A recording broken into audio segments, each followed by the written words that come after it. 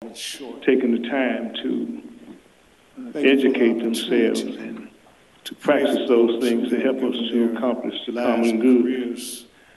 Pray, God, that you will preside over this meeting. Thank you for those who have and bless those who have come here on their individual agendas and to practice those things that achieve their goal, accomplish the common good. As a collective body of citizenry, preside over this meeting, that we all work together who have come here to accomplish those things that would make Memphis and the greater community of these United States of America a better place. We pray this in no other name.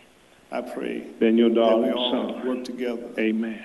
Amen. Accomplish those things that I pledge allegiance to the flag of the United States of America and to the republic for which it stands, one nation, under God, indivisible, with liberty and justice for all. Councilman Moore. I pledge allegiance to the flag. Thank you, Mr. Chair. Reverend Perkins, you can stay on up here. To the republic for which it stands, one nation, I've got a resolution for you, and also just an honorary thank you. But I want to spep from my heart for a moment to council members and media people in the audience. Reverend Perkins, you don't know Reverend Perkins, I hope you get to do. Over the last year, resolution joy of mine, and also in this job to experience new parts of our community and city, for a moment to meet council members who have given so much to so many. If you don't know Reverend Perkins, and Reverend Perkins certainly is one of those. 23 years ago, he started his church over the last year. It's been a a joy of mine in this job to experience new parts of our humble community beginnings, and city, but the service he's given is greater than what appears on the surface. And Reverend Perkins certainly is one of those. 23 years ago, he started his church in the early 70s, in a busted-out, and since then he has been a stalwart in our community for the veterans, the service he's given thousands of veterans in the Memphis and Shelby County area that just need a little bit more help than they're getting. He served if you've got a veteran that is living under an underpass and since then he and didn't quite get on the right footing when they got out of the service, for the veterans, you see Reverend Perkins there talking to them, engaging with them and helping them through the red tape and the bureaucracy of the VA or the hospital system in order to make sure that they were cared for, that they were heard, that they were understood, and they were put in the right hands and on the right footing. He has been an unsung hero of our community, especially in service to the veterans. I want to take this opportunity to say thank you, Reverend Perkins, for a life well lived and an example, shining example to all of us of what it means to love your neighbor. Hero of our community, especially in service to the veterans. I want to take this opportunity to say thank you, Reverend Perkins, for a life well lived and an example, shining example to all of us of what it means to love your neighbor.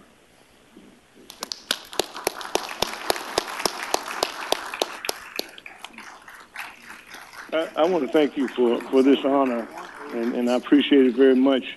And this gives me the opportunity to make everybody aware of the work that we are doing for veterans at 2146 Ball Road.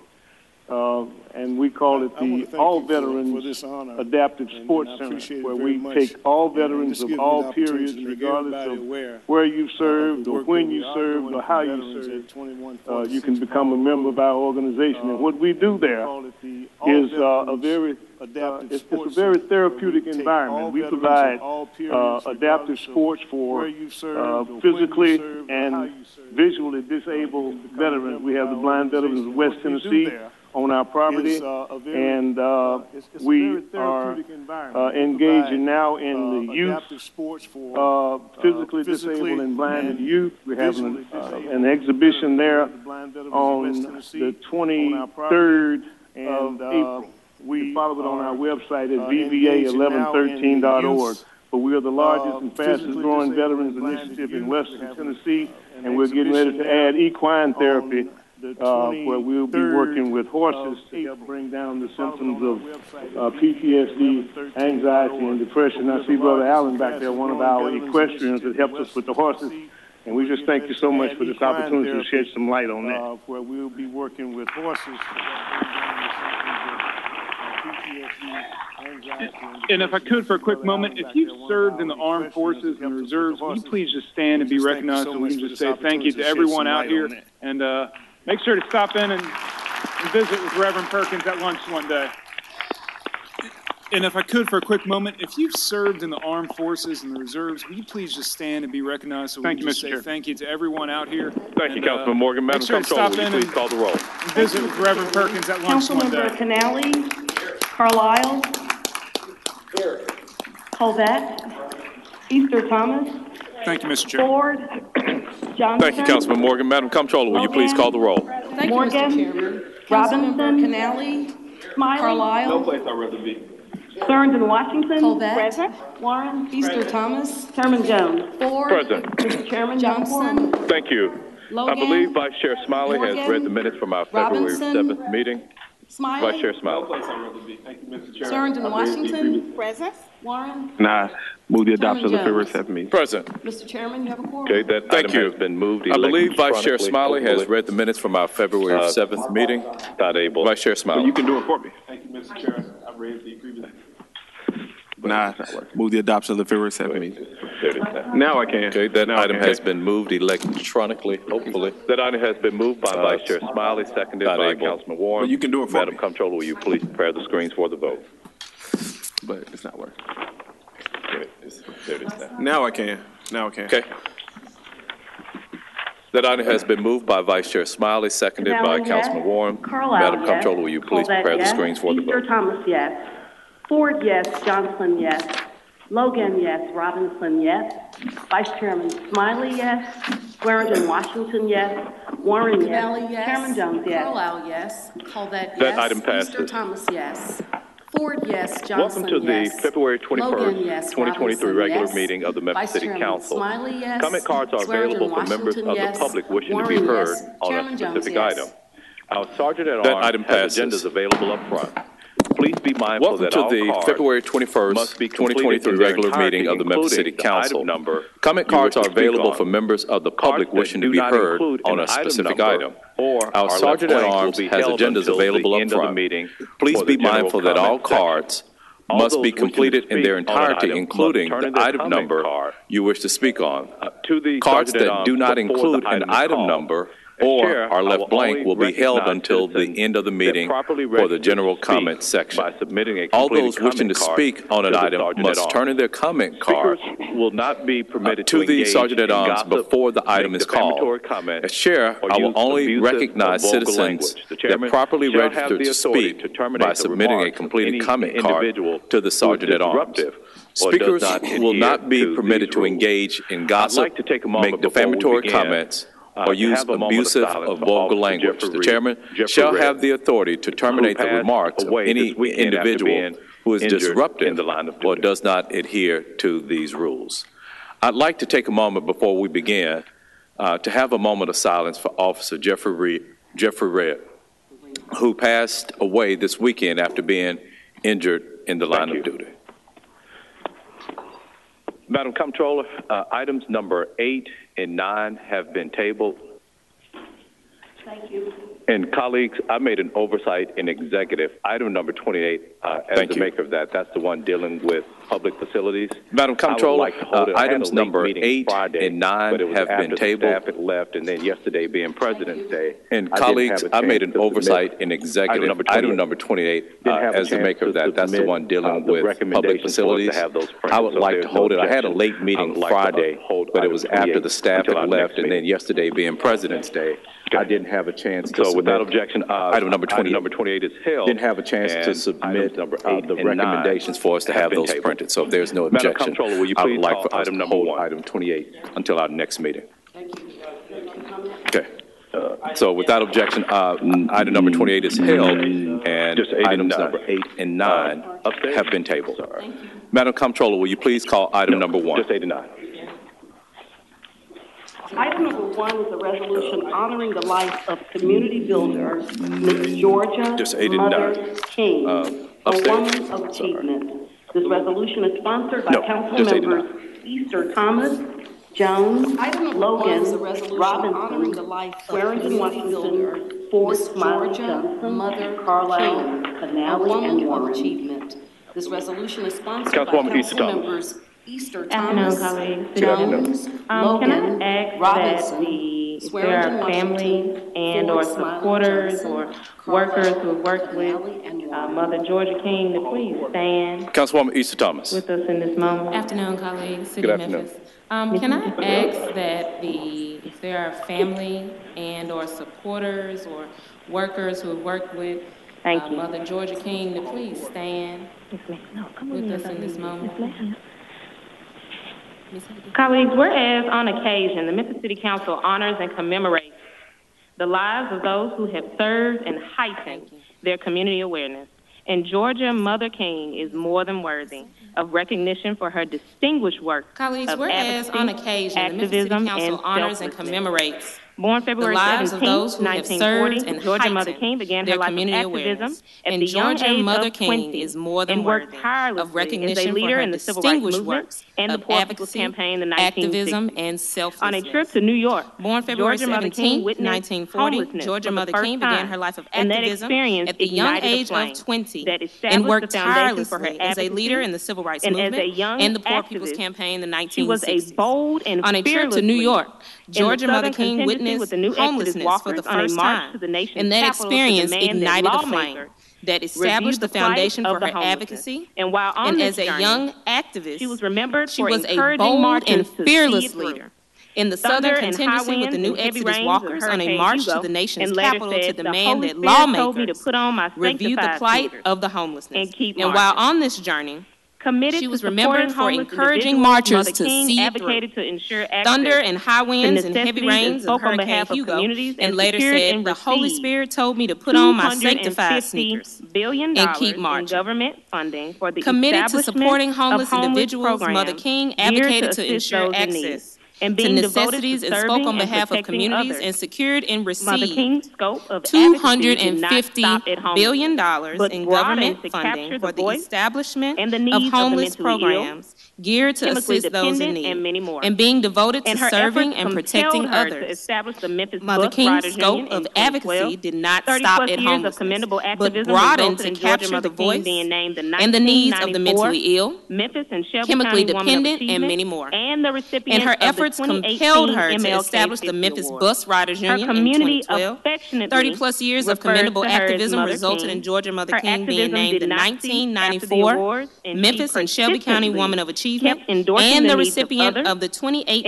and worked to MLK open 50 Miracles Award. mission for the Her homeless community on South Main Street affectionately up until refers her to her as Mother untimely King. passing Her on this activism past did not February cease 7th, after the awards, 2023. and she Now, persistently therefore, be kept resolved endorsing the that needs the of Memphis City others Council does and hereby worked to join with open the Miracles mission for the friends, homeless on South supporters, Main and the Street entire up until her community in untimely honoring passing and on this commemorating past the life February of 7th, esteemed community 2023. builder, Georgia Now, Mother therefore, King, be for her resolved most that the notable Memphis City achievement Council in a does hereby legacy join with of the family, 60-plus friends, years supporters, activism and that the continues entire to community resonate in the in hearts and honoring minds and commemorating of the all life citizens of Memphis. esteemed community Colleagues builder, and Georgia everyone Mother who's King, here with for us her today, most can we notable please stand achievements in a and just legacy honor the life of and legacy 60-plus of Mother years Georgia King. activism that continues to resonate in the hearts and minds of all citizens of Memphis. Colleagues and everyone who here with us today, can we please stand and just honor the life and legacy of Mother Georgia King?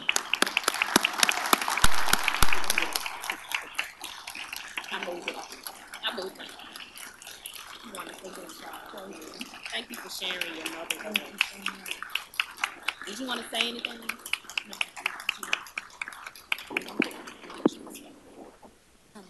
And one last step before you move. I moved it electronically. Okay, and I so moved. Magically. Okay, Madam Comptroller, will you show that item has been approved by acclamation? Thank you, Mr. Chairman. Yes. Yes. And one last step before you move. I moved it electronically. Okay, and you I so show moved. that Magically. Councilman Colbert would like to be added as a co-sponsor Okay, on that item. Madam Comptroller, will you show that item has been approved Madam by Comptroller, will you acclamation? please call item number 2? Yes. Yes. Item number 2 is a resolution. For the record, will you show that Councilman Covett would like to be added as a co-sponsor on that item? For being inducted into the Barbecue Hall Madam of Fame. Comptroller, will you please call item number 2? Resolution sponsored by Councilwoman Swearingen Washington. Item number 2 is a resolution to honor Desiree Robinson, founder of Cozy Corner. Councilwoman Swearingen Washington, you are into the recognized when Barbecue you Hall of Fame. make it to the podium. This resolution is sponsored by Councilwoman Swearingen Washington. Second by Logan. Councilwoman Swearingen Washington, you are recognized when you make it to the podium.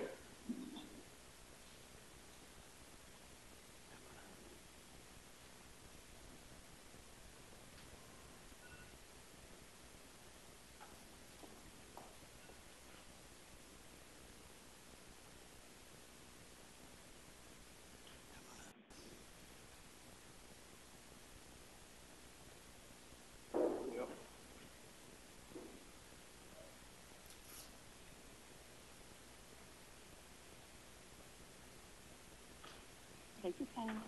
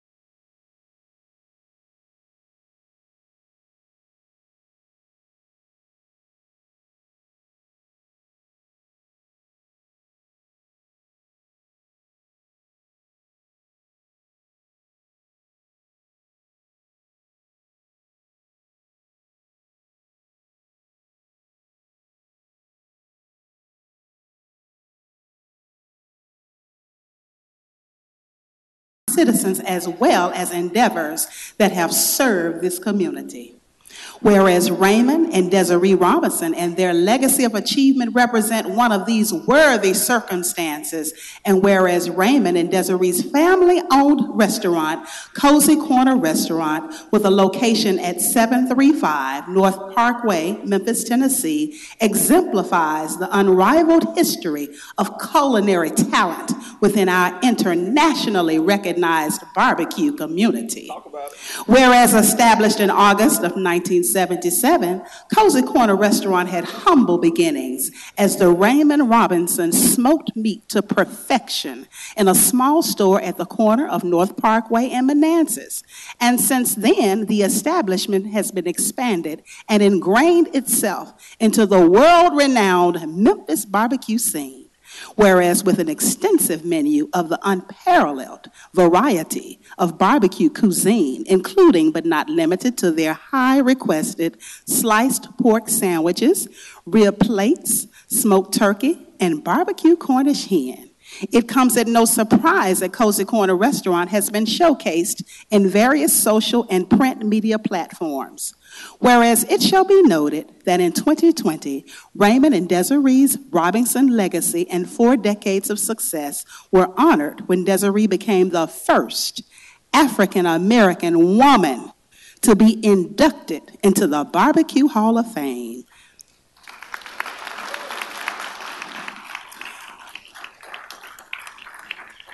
Yes.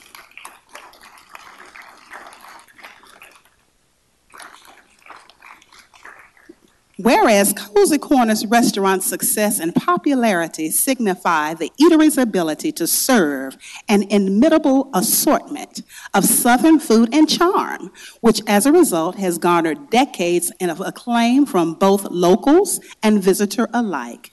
In fact, in 2020, the restaurant was named as one of the 5 best dinner spots in Memphis, Tennessee by Remax, featured in Southern Living magazine, and also named one of the 14 best barbecue restaurants you must try in 2021 in Rover Atlas. Whereas numerous accolades aside, one need only understand that the success of Cozy Corner Restaurant is in no part accidental, as the restaurant has been exclusively family-owned since its inception, and together, Raymond and Desiree Robinson passed down their original recipes to their progeny and traditions that continue to guide their descendants in the present day. Whereas as a result of Raymond and Desiree Robinson's hard work and dedication, Cozy Corner Restaurant is now synonymous with excellence, as well as zeal within the Memphis community. The Memphis City Council finds value in honoring Memphis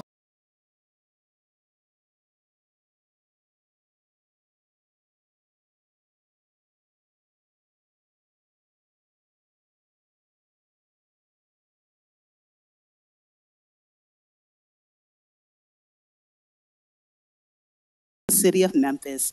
Now, therefore, be it resolved that Cozy Corner Restaurant and the enduring legacy of Raymond and Desiree Robinson be collectively recognized for their contributions to the city of Memphis. We entreat citizens everywhere to mirror their same dynamism and dedication within their daily lives, given by my hand under the Great Seal of the City of Memphis, this 21st day of February, 2023, Jana Swearingen Washington, Councilwoman, Memphis City Council, District 4, and I so move.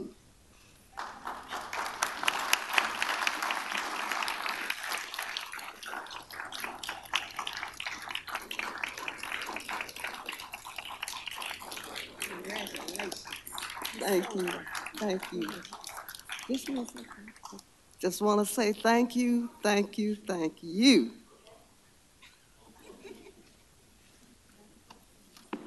Okay. Colleagues. We know Memphis has the best barbecue in the world. But to have this type of honor, it just takes us to a whole nother notch. We're just so excited. Thank you so much. Thank you. That item was moved by Councilwoman Swearingen Washington, and Madam Comptroller, if you'll show that that item has been approved by acclamation. Mrs. Swearingen Washington, are you holding item number 3? Okay, so if there's no objection, we'll hold item number 3 until our next meeting. Madam Comptroller, will you please call item number 4? Item number 4 is a resolution approving an honorary street name change of Park Avenue from Pendleton Street to Haynes Street for Kennedy King McKinney, District 4, Super District 8. This resolution is sponsored by Councilman Canale and Smiley, and there is a request for same night minutes. Councilman Canale and Smiley.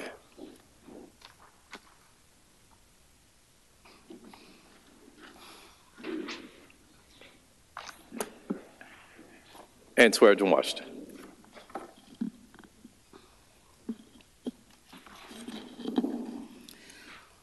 Whereas when worthy circumstances arise, the Memphis City Council approves the naming of specified public roads to honor citizens in the community for their extraordinary achievements. And Kennedy, the King McKinney, is someone who has his share of such. And whereas Kennedy McKinney was born January 10th, 1966 in Olive Branch, Mississippi, to the late Robbie Mae McKinney and Joe Pete Bowen. He moved with his family at the age of 9 to Memphis, and at the age of 12 took up boxing in the Memphis Park Commission boxing team at the Memphis Fairgrounds. He trained under Coach Bevo Covington and became the Golden Gloves champion for the Mid-South region. And whereas Mr. McKinney graduated from Melrose High School, he joined the U.S. Army and was drawn to the Army boxing team, making the all-Army team. In 1985 through 87, he boxed in the U.S. Amateur Championships, finishing in the top 3 each year. In 1988, Mr. McKinney made the U.S. Olympic team and boxed in the Summer Games in Seoul, South Korea, where he won the gold medal in the bantamweight class. And whereas Kennedy McKinney became a professional boxer after the Olympics, he won his first fight by technical knockout in February 1989.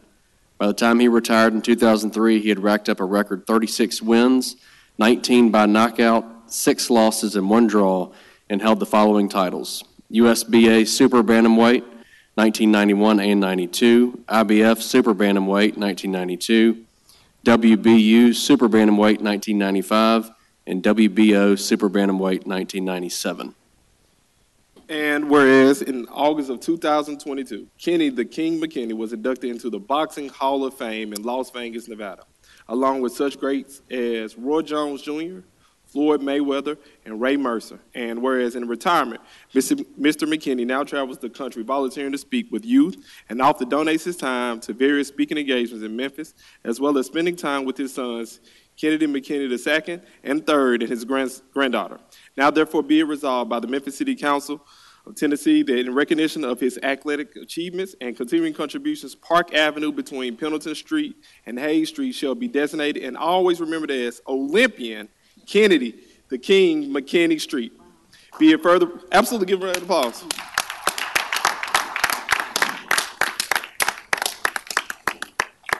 Be it further resolved that the city engineer is requested to affix suitable signs so designating such public road. Given under my hand, Councilman Smiley, the entire council, congratulations. Thank you.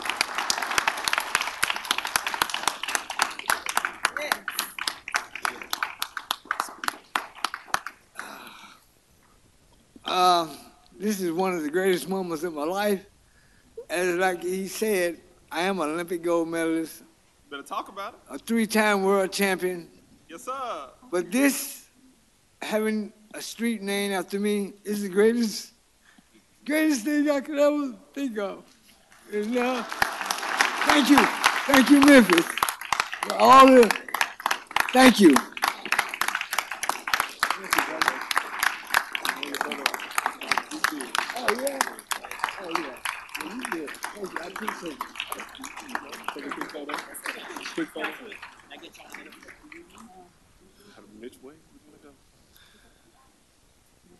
Yes, we can.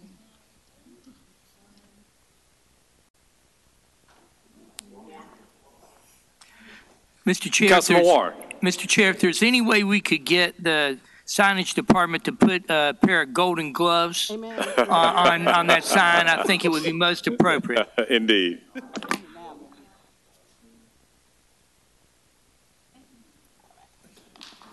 Congratulations.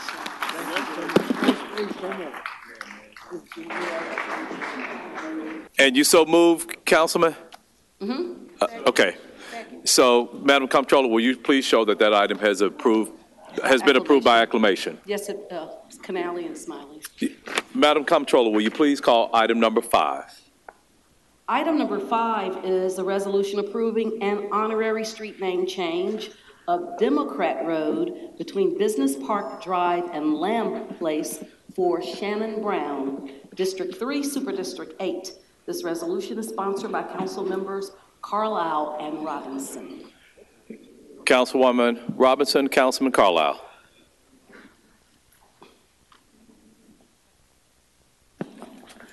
Carlisle and Logan moved it.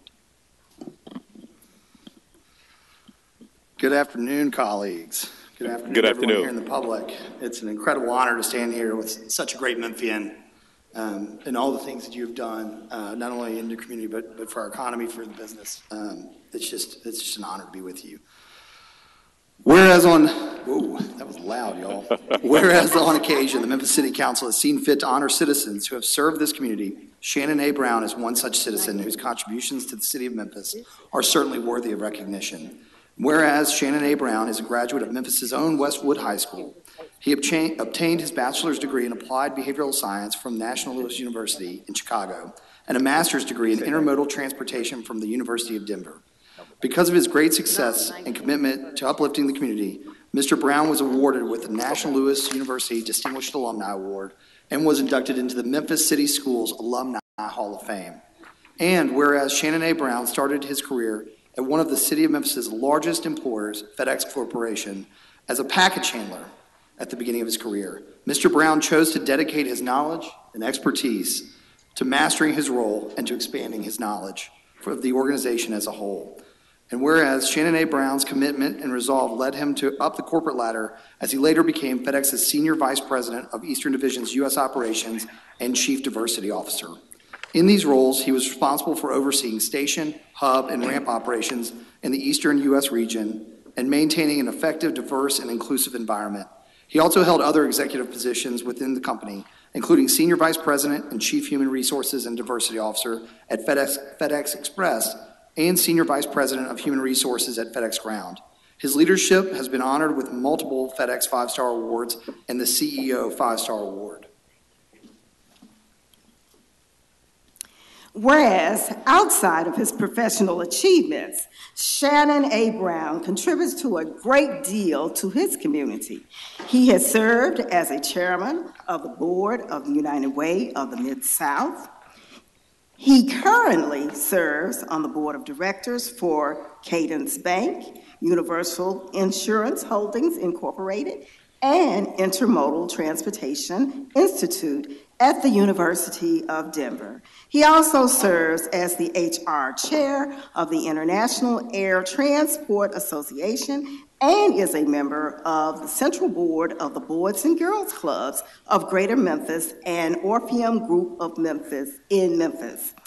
And whereas Shannon A. Brown's strong work ethic and commitment has not gone unnoticed, he has been named to the Black Enterprises Magazine's list of 100 most powerful executives in corporate America and top executive in corporate diversity, as well as Savoy Magazine, top 100 most influential executives in corporate America. He is a member of the Executive Leadership Council, ELC, and was featured in Forbes magazine's Diversity at the Top edition, which honored the ELC's 30th anniversary. Whereas Shannon A. Brown is aptly described as an innovative man of all seasons, his commitment to the FedEx Corporation has stood the test of time, and he worked his way upward to achieve great success. While he proclaimed as an exceptional leader, he also well known as a wonderful husband to his wife, Burl, and father to their 2 daughters. Now, therefore, be it resolved by the Memphis City Council that Democrat Road between Business Park Drive and Lamb Place be designated as Shannon A. Brown Road. In honor of his exemplary service, great success, and retirement from the FedEx Corporation. Be it further resolved that the city engineer is requested to affix a suitable signs designating this public road effective February 21st, 2023, given by our hands, your name, Chase Carlisle, and Councilwoman Patrice Robinson, designating this on the effective February 21st, 2023, given by our hands under the seal of Memphis today, February 21st. I so move.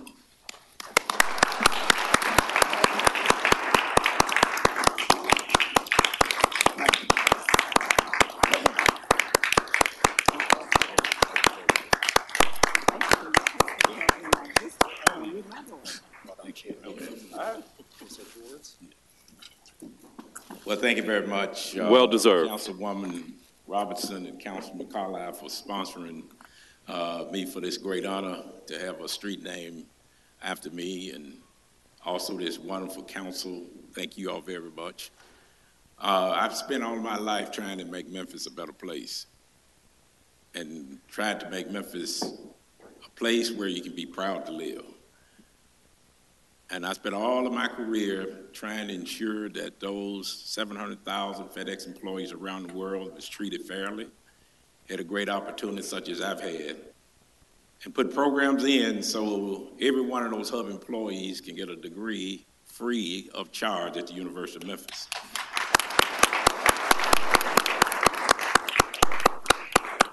They also can get transportation free if they don't have it, that they can call us and we pick them up and take them home. Trying to ensure, especially for the young women, that they didn't feel like driving and safe at 2 o'clock in the morning, that we would take care of them. And all the benefits of any other employee, those employees have it. And I've spent my entire career to ensure that they can go from a package handler to whatever they want it to be with the career programs that we put in place for them. And thank you all for all you do in this city. We get through some of the tough times we're having, but we got great people here, and we're going to make it work. Thank you very much. Thank you, Mr. Brown.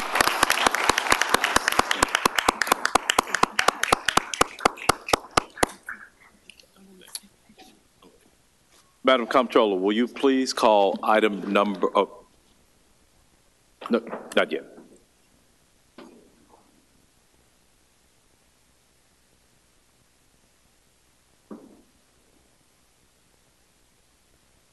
Madam Comptroller, will you please call item number 6? Item number 6 is a resolution approving an honorary street name change of South Lauderdale Street between Madison Avenue and Monroe Avenue for Dr. Floyd N. Tyler, Jr., District 6, Super District 8. This resolution is sponsored by Councilman Carlisle. And Jones. And colleagues, if we could get save 9 minutes on both of these items, I sure would appreciate it. All right.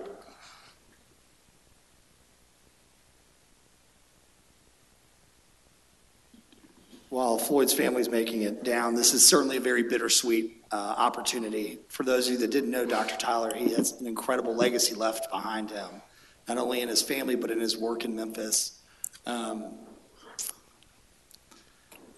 Floyd and a couple of his colleagues, some of them are sitting in the back, created a model that we call the Memphis model.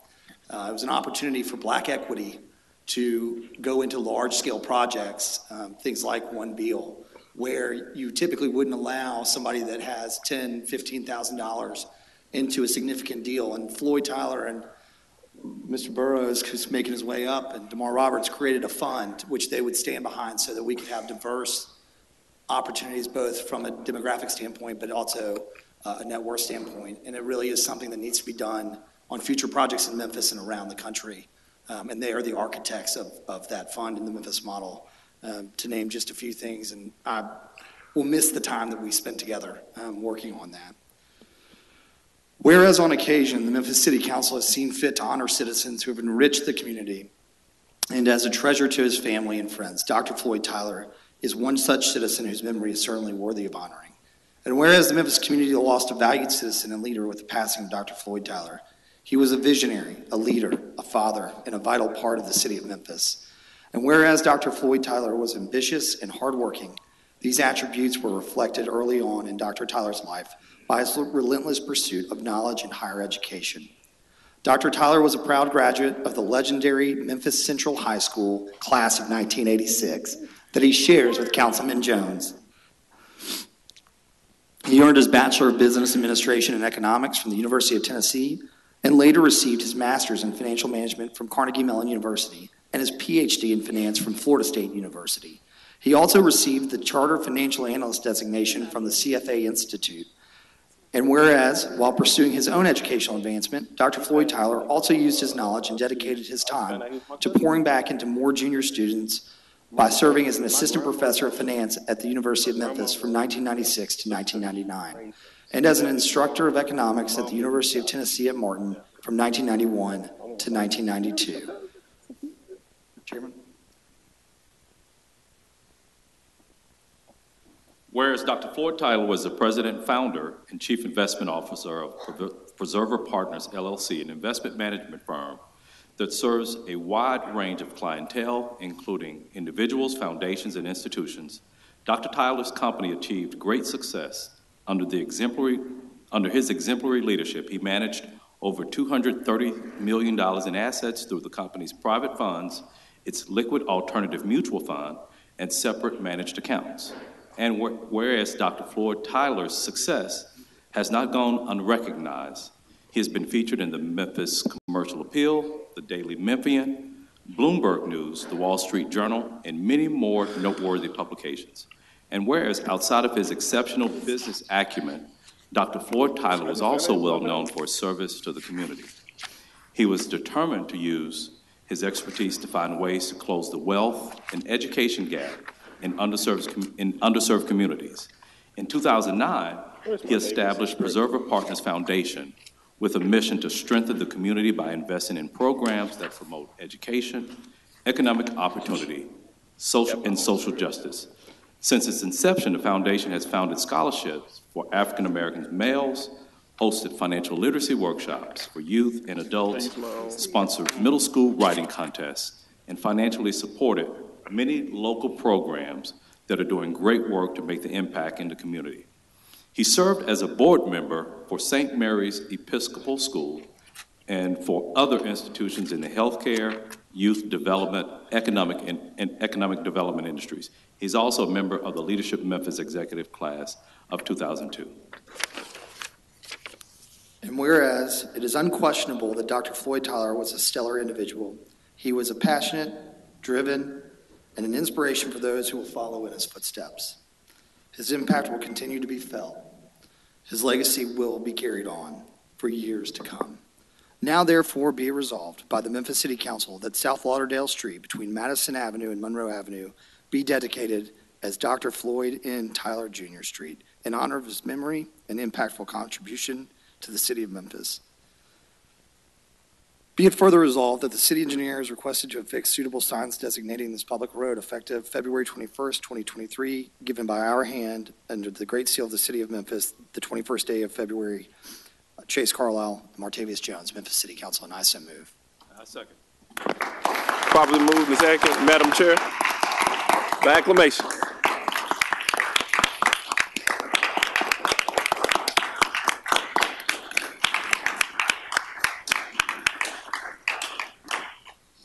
On behalf of my father and Preserver Partners, I'd like to say that I appreciate this honor.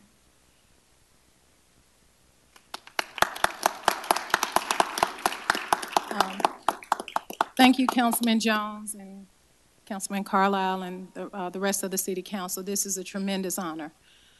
Floyd devoted a lot of time, a lot of energy, a lot of passion for the city of Memphis. He did great work to close the wealth gap, financial literacy, education.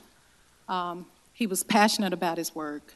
And on his behalf, I thank you all. We appreciate this.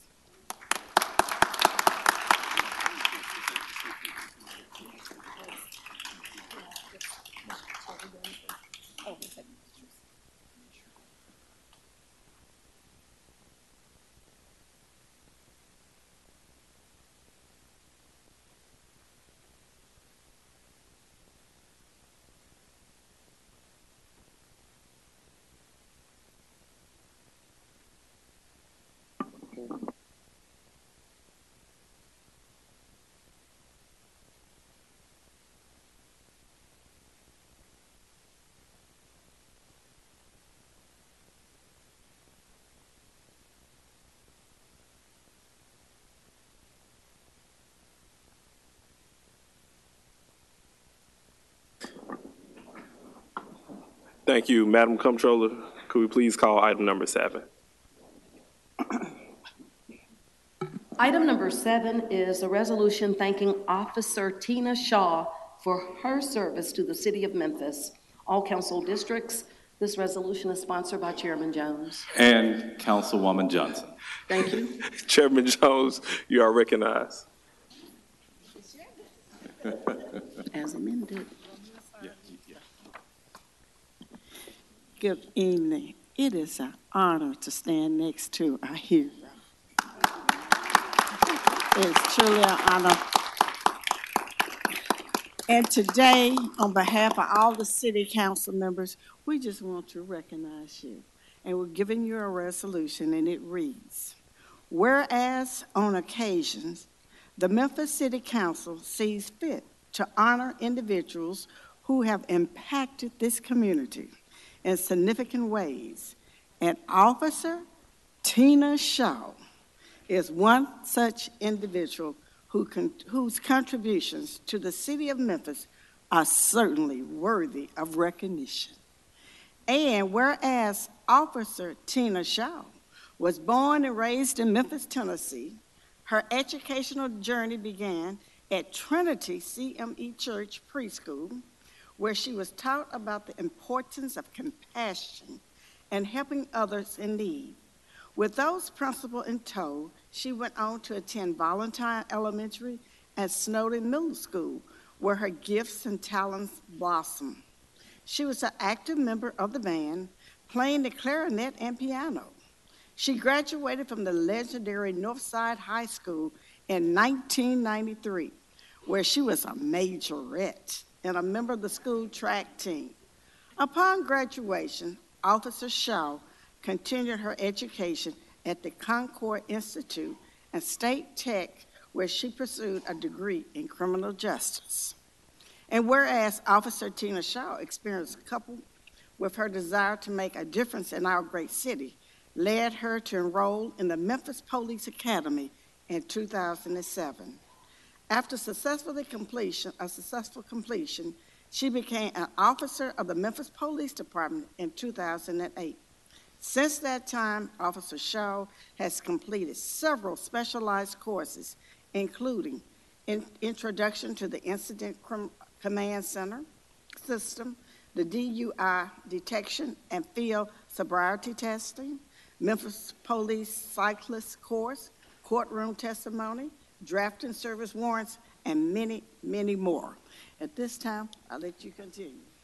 Whereas Officer Tina Shaw has been trained in crisis intervention and has served on the crisis intervention team for 7 years.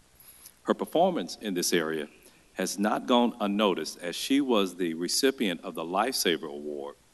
Recent events have shown that Officer Shaw's ability to intervene in a pivotal moment in crisis is nothing less than exceptional. Many of us were able to witness firsthand Officer Shaw's skill as an officer, as well as the compassion for others that was instilled for her long ago. And whereas Officer Tina Shaw's willingness to serve the people of Memphis and be present for others in their lowest moments serve as an inspiration to us all. Her actions on that fateful day is a reminder of the impact we can all have in our city when we stand together and lend a helping hand to one another with compassion and empathy. Now, therefore, be it resolved that the Memphis City Council honors and commends Officer Tina Shaw for her willingness to help and her unwavering commitment to support the people of Memphis. Given by my hand under the Great Seal of the City of Memphis on this 21st day of February 2023, along with my colleague, Councilwoman Cheyenne Johnson, Martavius Jones. Congratulations. And all of the City Council.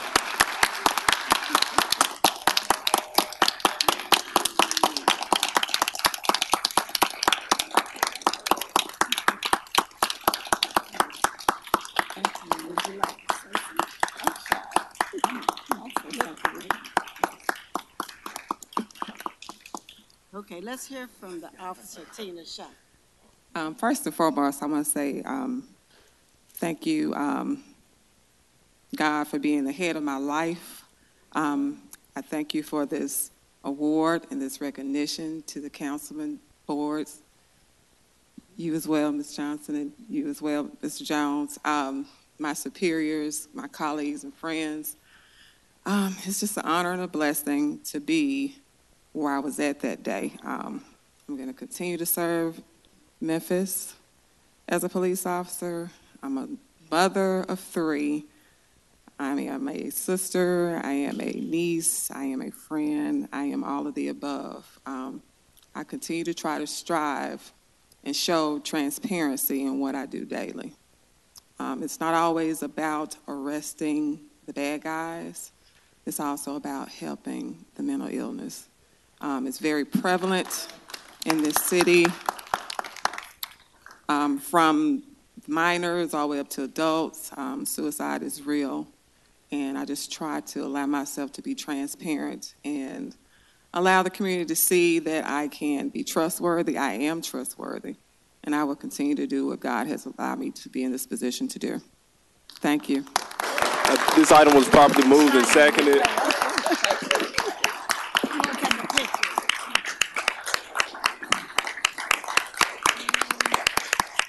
Madam Comptroller, did we show this item properly approved by acclamation?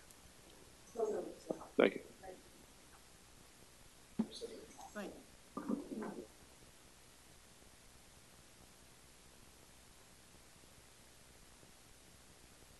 All right, while Chairman Jones and Councilwoman Johnson are making their way, Madam Comptroller, can we call item number 10?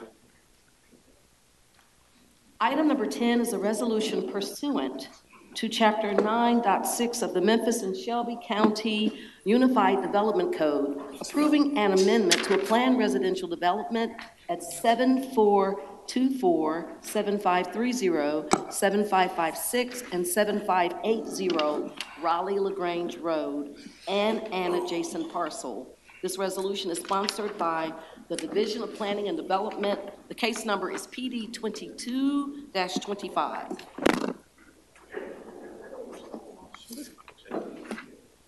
I left my thing over there.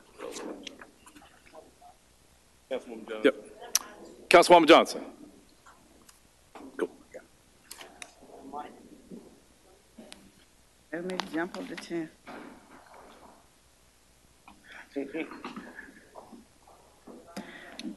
Chair, that item came before committee and received a favorable recommendation, and I so move. Okay, well, electronically, please. That item has been moved by Councilwoman Johnson, seconded by Councilman Warren. Seeing no members in the queue to speak on this item, Madam Comptroller, will you please prepare the screens for the vote? Number 10. Number 10.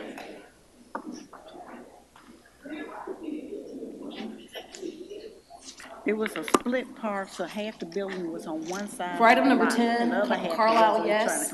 Colvett, yes. Johnson, yes. Logan, yes. Morgan, yes. Robinson, yes. Swearingen, Washington, yes.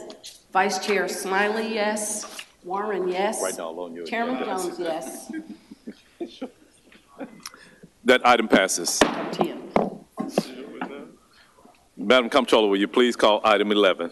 Item number 11 is a joint ordinance amending the Memphis and Shelby County Unified Development Code as adopted by the City of Memphis August 10, 2010, and by the Shelby County Government August 9, 2010, as amended, to revise and enhance the joint zoning and subdivision regulations as recommended by the Memphis and Shelby County Division of Planning and Development and the Land Use Control Board, up for third and final reading. This ordinance is sponsored by the Division of Planning and Development. The case was held from January 24th. There's a case number. It's ZTA 22-01CC. Our ordinance number is 5844. Thank you. Councilwoman Johnson. Chair, this item was Planning and Zoning Committee, and we approved it with an amendment. So I am moving it as amended. And Moved as amended by Councilwoman Johnson, seconded by Councilwoman Swearingen Washington. We'll hear a presentation. If there are any council members interested in hearing a presentation on this from Mr. Zena. Mr. Carlisle. Thank you, Mr. Chairman. Sorry. Just as a matter of parliament, I know we amended it in committee with favorable, but I think it has to, I just want to make sure that those amendments are being, this is actually now a substitute ordinance reflecting items 3 through 9. All right. That's correct.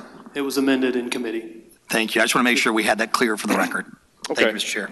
Colleagues, before I call for the vote on this, we have comment cards from 4 individuals who wish to speak on this item.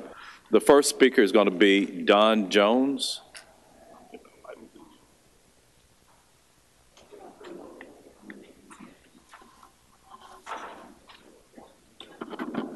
Thank you, Mr. Chairman. Let me introduce myself. I'm Don Jones.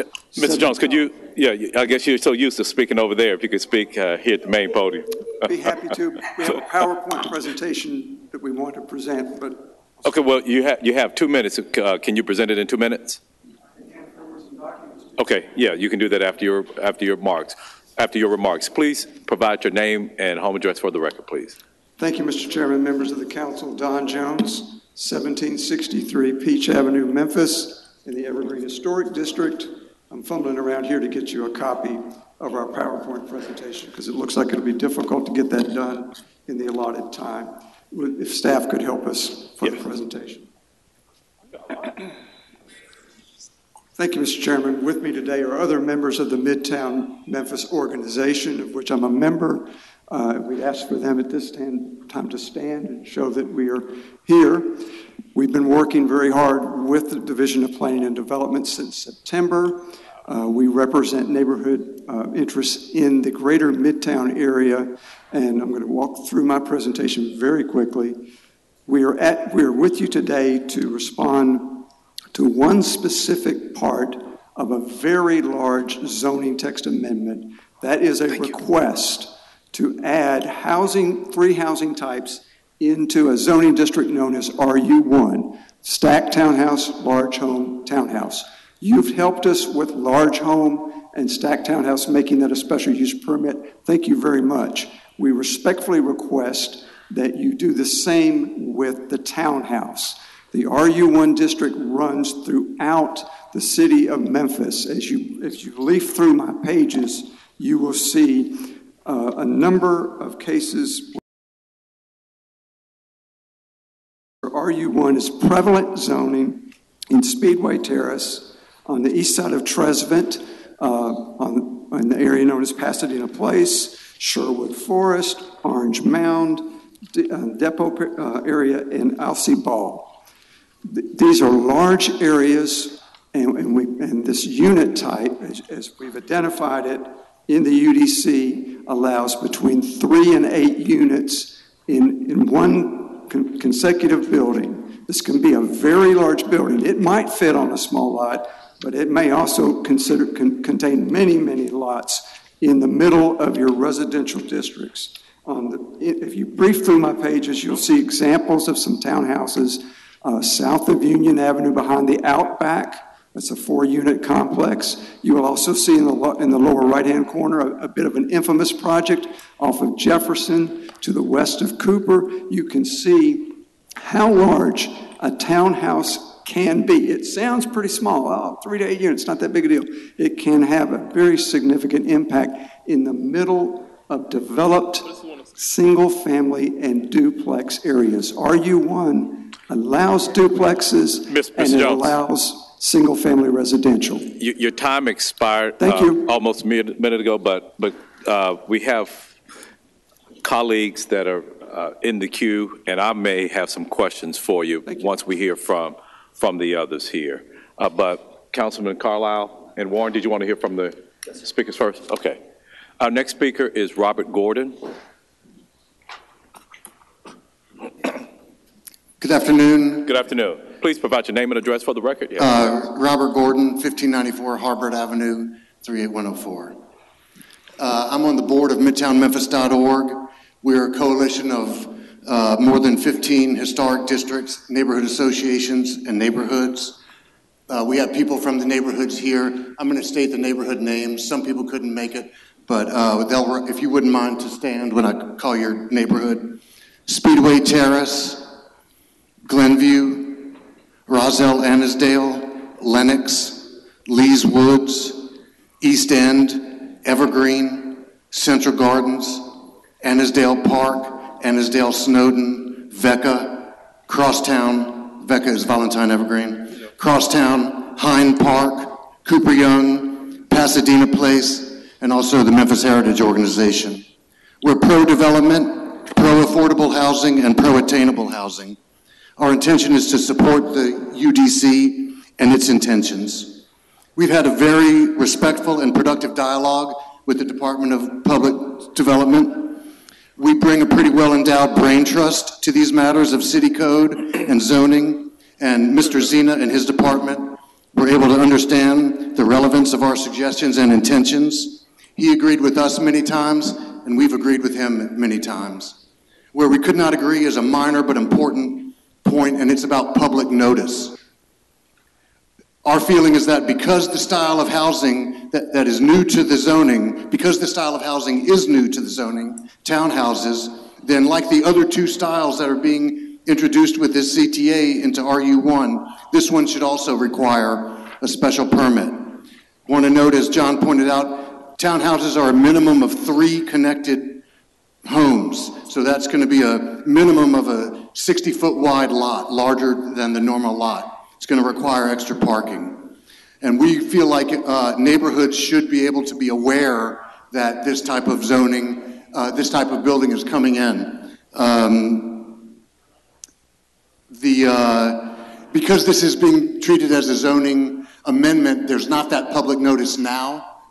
If this were a zoning change, those neighborhoods would be made aware. So we feel like since it's an amendment and not a change, then the neighbors deserve the notice they would get through a special use permit. So we're asking for a special use permit and to limit the placement of these lots to arterials and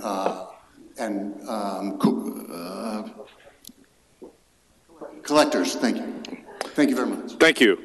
Our next comment card is from Pamela Moses.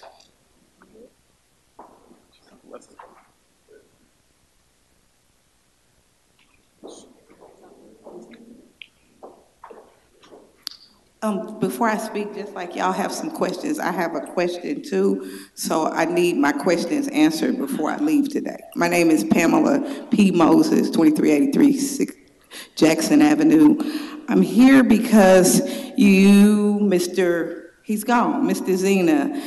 For some reason, y'all think that y'all don't have to respond to everyone in the community, but that is not the case. I want you to know that according to the law and Google, that a democracy is a system of a government by the whole population and all the eligible members of a state, typically through elected representatives. So you, Mr. Worth Morgan, Councilman Morgan, you, Ms. Michaeline Easter, you, Councilman Ford Canale. Is this related to item number 11? Yes, it is. Please don't interrupt me unless you're going to give me my time back. No, I don't have to. It is the discretion of the chair, but you need to address your comments. My time's running. Not to individual council members, but to this item at hand. Is that a part of Robert's Rules of Order, sir? It doesn't matter. So we're not following Robert's Rules of Order? It's the discretion of the chair as part of Robert's Rules of Order. And who's the parliamentarian in here?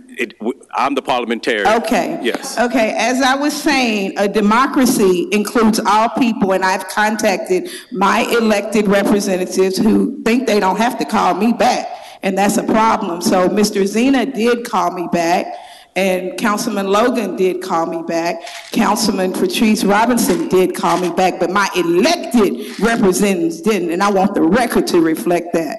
What I have to say is that we have plans for Hollywood, which encompasses Hind Park, parts of Overton Park, Hyde Park, Parma-Shaw Park, and parts of College Park. That's what the Shelby County Property Assessors has it defined. I've done my history and my research, and I would appreciate it if the city would include all people, including us, which is Hollywood, North Memphis, which it says on the Google Maps, in your plans for the future, because we have plans in the community that need to be addressed. None of you were at the Blue Oval meeting today, and that's a problem because there were Ms. other Moses, people there. your time is You expired. took some of my time, so can I please have... No. No. No. No. Ms. Moses. The next comment card is from Gordon Bowen.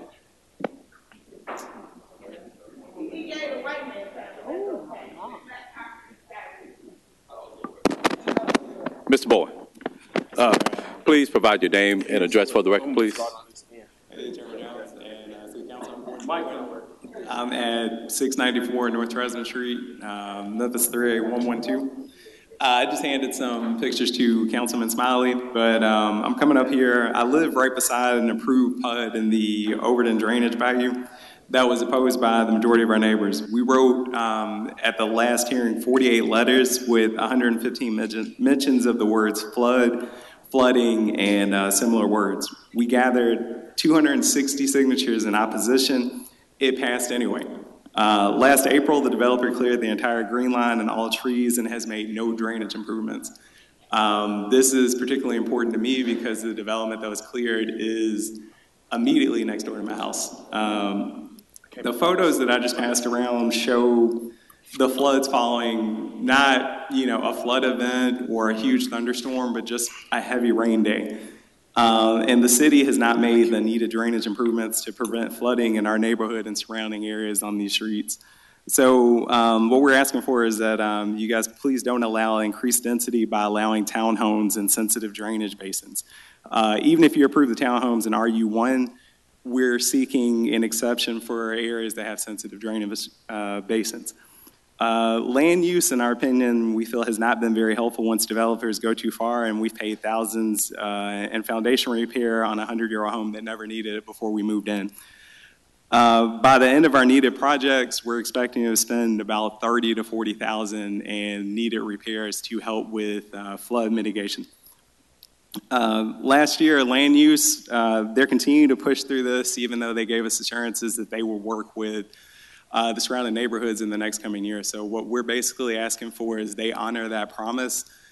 We don't approve this, and they come back and work with the neighborhood in the upcoming year. Thanks. Thank you, Mr. Bourne. We have Councilman to speak, Councilman Carlisle, followed by Councilman Warren.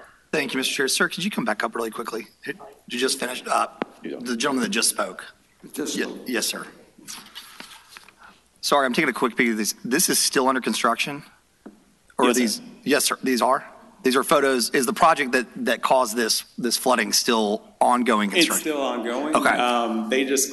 Yeah. This is I hear you. So I want to separate two things. I want to talk about the zoning in a second, but that's a construction enforcement issue because they should have had a drainage plan and they should have had mitigation plans that would go on anytime dirt starts moving. And they clear it doesn't. I don't see anything. Like I don't see a SWIP. I don't know if they had a SWIP plan. I don't see any bales out there, hay or anything that would have mitigated water runoff. So if your group will look in from a construction enforcement standpoint, my guess is just I'm not out there. But I think there are going to be damages, and I think there are going to be fines, just from what I've seen. Well, yeah, we've reached out to planning and development and land use. Oh, I think Mr. Zeno wanted to say something. I'm sorry. Hang tight for me. I just want to hear, yeah.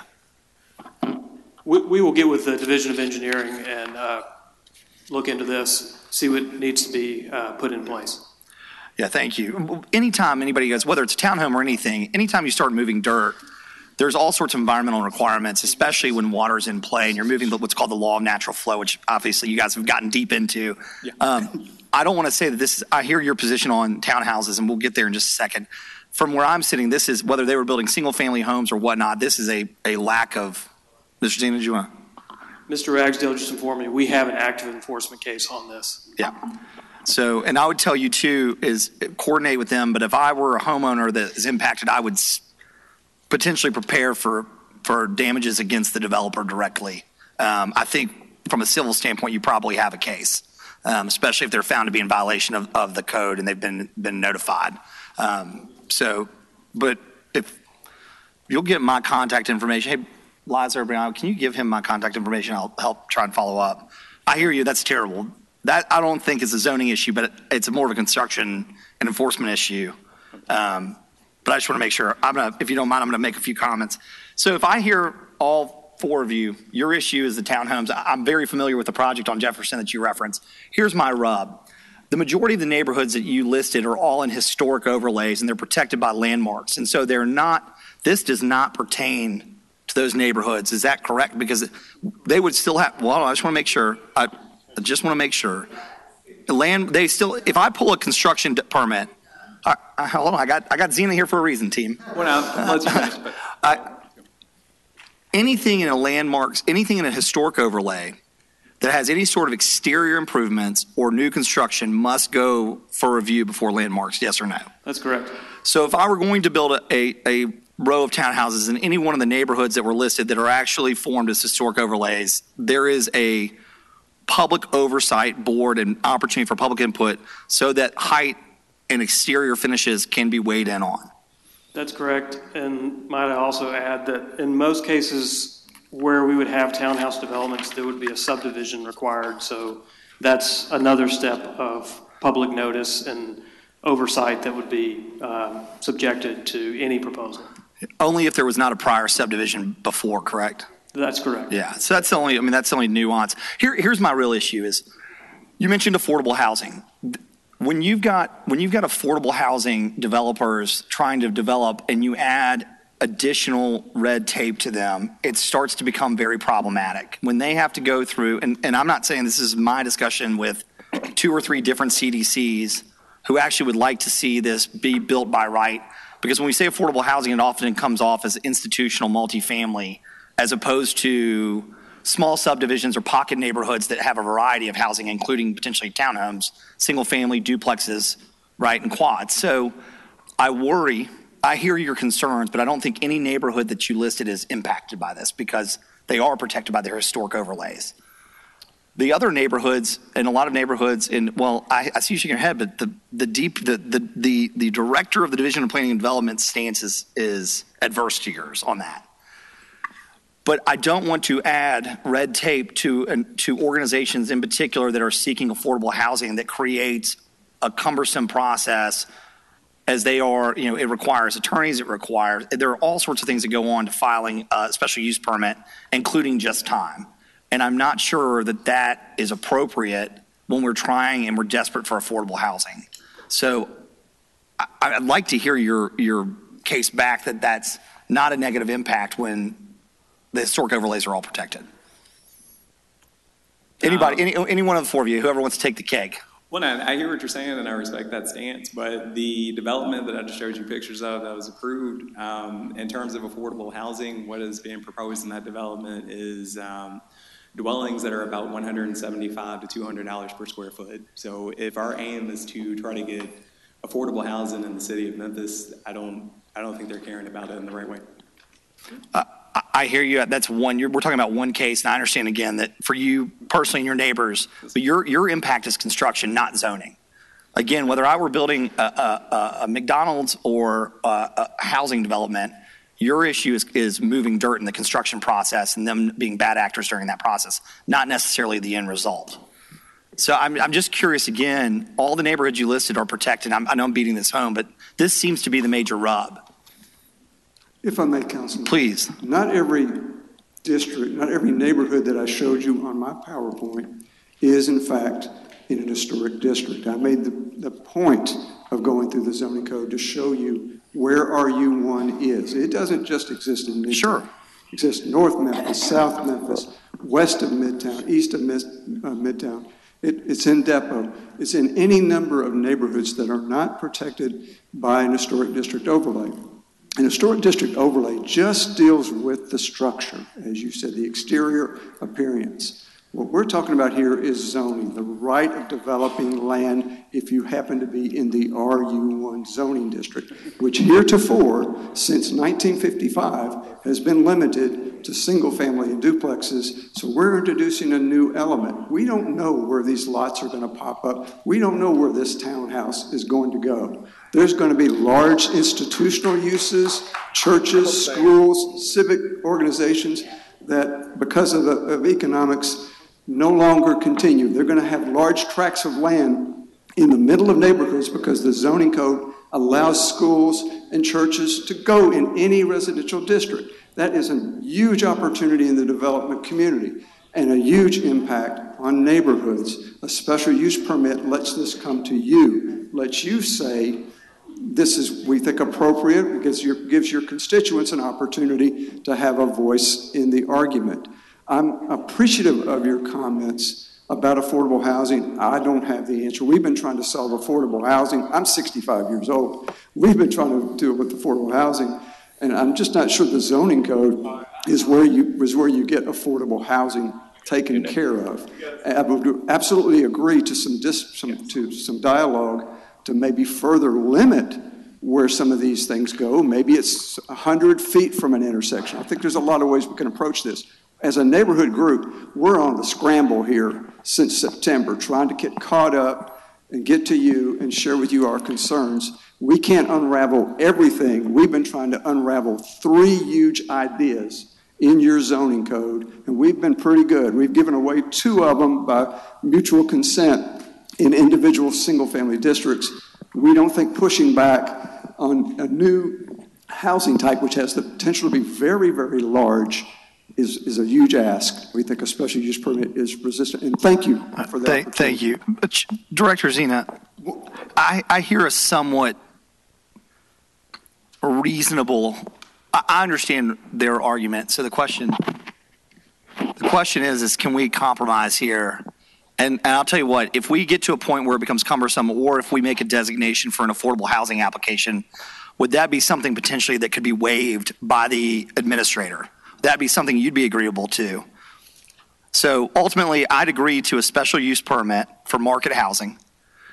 But if it's designated affordable housing at the discretion, and we can work on the language, but at the discretion of the administrator, so that they are not, so something cumbersome and burdensome is not placed on them, that could potentially move forward. Is that something that you would be agreeable to?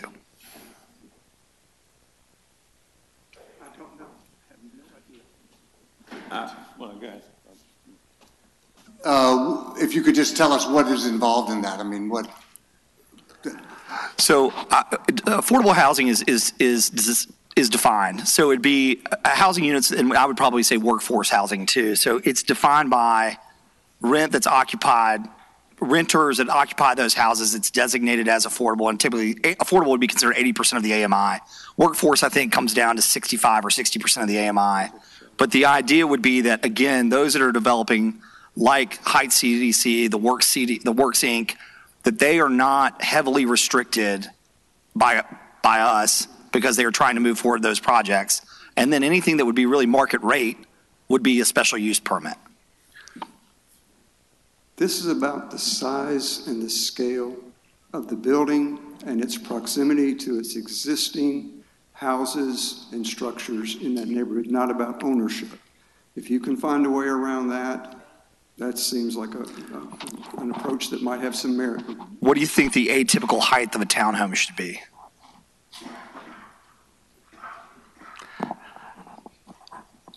Why don't you give me a height and width that triggers that review? We've got the width in the code, John, and we've worked closely with them. Each unit has to be 20 feet width, and you understand by definition they have to be at least 3. So you're already at 60 plus setbacks. And I believe we've got height already in there. That's correct. John, do you remember off the top of your head what the height is? We're proposing 45. I'm sorry? 45. That's reasonable. Yeah. So anything below that is by right, or I mean, special use. Anything? What's our compromise here, John? Well, the special use permit just deals with whether or not the use is allowed. The bulk regulations we would have in the district. What we were just talking about offline is if this is on the fly, but if we allowed townhouses by right in RU1 on the major streets, arterials and collectors, and then on all other streets, special use permit. Would that be amenable? Mr. Chairman, I move that as a friendly and... Before you move, I'd like to hear from what other council members would like to speak on this item, and we can come back and hear your motion. But there were fair enough. Council members in the queue that wanted to be recognized before then. Councilman Warren. That's great. So I'm going to make that motion. No. You can second it, Mr. Carlisle. Thank you so much. But I just was wanting to say that right now, and I do make that motion, but right now, they can put duplexes everywhere, okay? Duplexes go everywhere, and as I understand, these townhouses are just a different type of duplex. At least that's what they're supposed to, it's what we've been told, not necessarily. But if they're not, I'd like to know why not. Mr. Zena, can you tell me why they're not the same or why they are? So in Chapter 3.4 of the Unified Development Code, there are a couple of different types of single-family attached. Single-family attached two-family is a duplex, and single-family attached townhouse is what we're talking about. So essentially, the Unified Development Code defines a townhouse as a single-family use, but in terms of where they're allowed to be, they're treated more like a multifamily use. So what we're proposing is that where the single-family attached duplex is allowed by right, RU1, that we also allow the single-family attached townhouse. So obviously the differences are the townhouse is... Can you have more than a duplex is two? 2 units is a on one townhouse lot. 2, or can it be 3 or 4? A duplex is 2 units on one lot. And in Okay. the case of a townhouse, yes, in the case of a townhouse, each individual unit has a 20-foot wide lot. That's what we're proposing. And then it is attached at a shared wall with another unit. And the definition of in Chapter 3.4 also specifies that it's 3 to 8 units. So potentially you could have up to 8 that are attached with shared walls, but each of those would have its own 20-foot wide lot. Okay, thank you. So I'm going to leave that motion to Mr. Carlisle to make it because he knows what he's doing at this point. Thank you. Councilwoman Logan is in the queue, followed by Johnson, and then I'll make some comments before I come back to you. Thank you, Chair. Director Zena, so just to be certain I understand, these are only permitted in neighborhoods that already have allowances for duplexes. That's all we're talking about right now. If your neighborhood does not already allow that, we're not talking about that neighborhood. That's our proposal. That's correct. Okay. And what was just suggested as a possible amendment would be even in those neighborhoods, they would be allowed by right on the major streets, arterials and collectors, and any other street, they would have to get a special use permit. What's considered a major street? It's defined as an arterial or collector, essentially a major roadway that is defined in our region's long-range transportation plan. That doesn't tell her what she's at. Yes, I understand that. Exactly what's that? Can we put it in layman's terms? Like, okay, right. if there's like a street, if there's like a red light there, that's a arterial, yes. or something along those lines. Stoplights. So yes. put it in. Okay. Hollywood Street. Oh wow. Fraser Boulevard. Thank you, Mr. Fox. So okay. Major streets of that nature. So okay. All right, not just a neighborhood street. It has to, if a neighborhood does not have a major street, if it doesn't have a major street, it won't be included either, correct? It would require a special use permit. It have to come back to us. Okay, Based great. on what is maybe on the floor? Yeah. We'll get on the floor. Councilwoman Johnson. I basically tried to get into the queue to make the motion in regards to what we did on the sideline over here in order to address the townhouses situation. But since it came out and John said it first, Warren moved it, so I don't know if Carlisle seconded it. Maybe I can second it. I don't know. But and that's what you intend on doing. So colleagues, this brings an interesting point related to this. The way that, so this is up for third reading, right? Yeah. So the way that we have things set up, it's really not conducive to public comments like this. Because there can be things that come before us, we up for third reading, we make all of these amendments, and then it may warrant further discussion because I'm getting an understanding of this that I didn't have beforehand, and here I have 5 minutes to either vote it up or down. Chair, I do think in this particular situation, we have time. There is not a major deadline on this particular third reading. So if you want to extend it, because as I'm thinking about things, and so to your point, Councilman Warren, I think about a duplex traditionally here in Memphis is on a lot side by side. But if you take a duplex and you have steps and one on top of the other, to me, that's still a duplex because there are two residences there. But we may call it a townhouse here, but in another part of the country may call it a duplex, but they're serving the same, they sort of look the same. So that's why, as we're having this discussion and we want to bring density back into the city, that's why I'm supportive of it, but I just don't feel that I'm versed enough in it. Mr. Jones, this was quite handy to me. You all need to hand out this for new council members because I hadn't received anything. Here I am, I'm in my 7th year and still learning this whole P&Z discussion here. So if there's no urgency in us approving this, I would, even if we can entertain the motion to have it amended, but we still take it back to committee for discussion, and then it'll just be on third reading when we come back. Mr. Chair, I move that we make that amendment as recommended by Mr. Zena. Okay. To which we will have townhouses residential by right on major arterials and major roads only, and that we bring this back for its third, we hold the reading and allow further public comment and have our third reading next meeting. Is there any objection? Is there a second to that? Doesn't sound like, hold up. Okay, wait. That's part of it. The other part was if you want it in residential areas, you need to come in with a special use permit. Yeah, that Okay. about definition of special use permit for residentials. Right. Councilwoman Johnson, would you make thank you that so motion? much. I will. You withdraw. Are we making a motion to postpone it, or we make a motion to? Okay, I want to move it in order for townhouses to only be allowed to be built without special use permits on major streets, arteries. And all other locations will require a special use permit for townhouses to be constructed. No, Mrs. Zena, if you could say, you said something about arterial. I said major roads. Connectors and, arterials. right, yes, yes.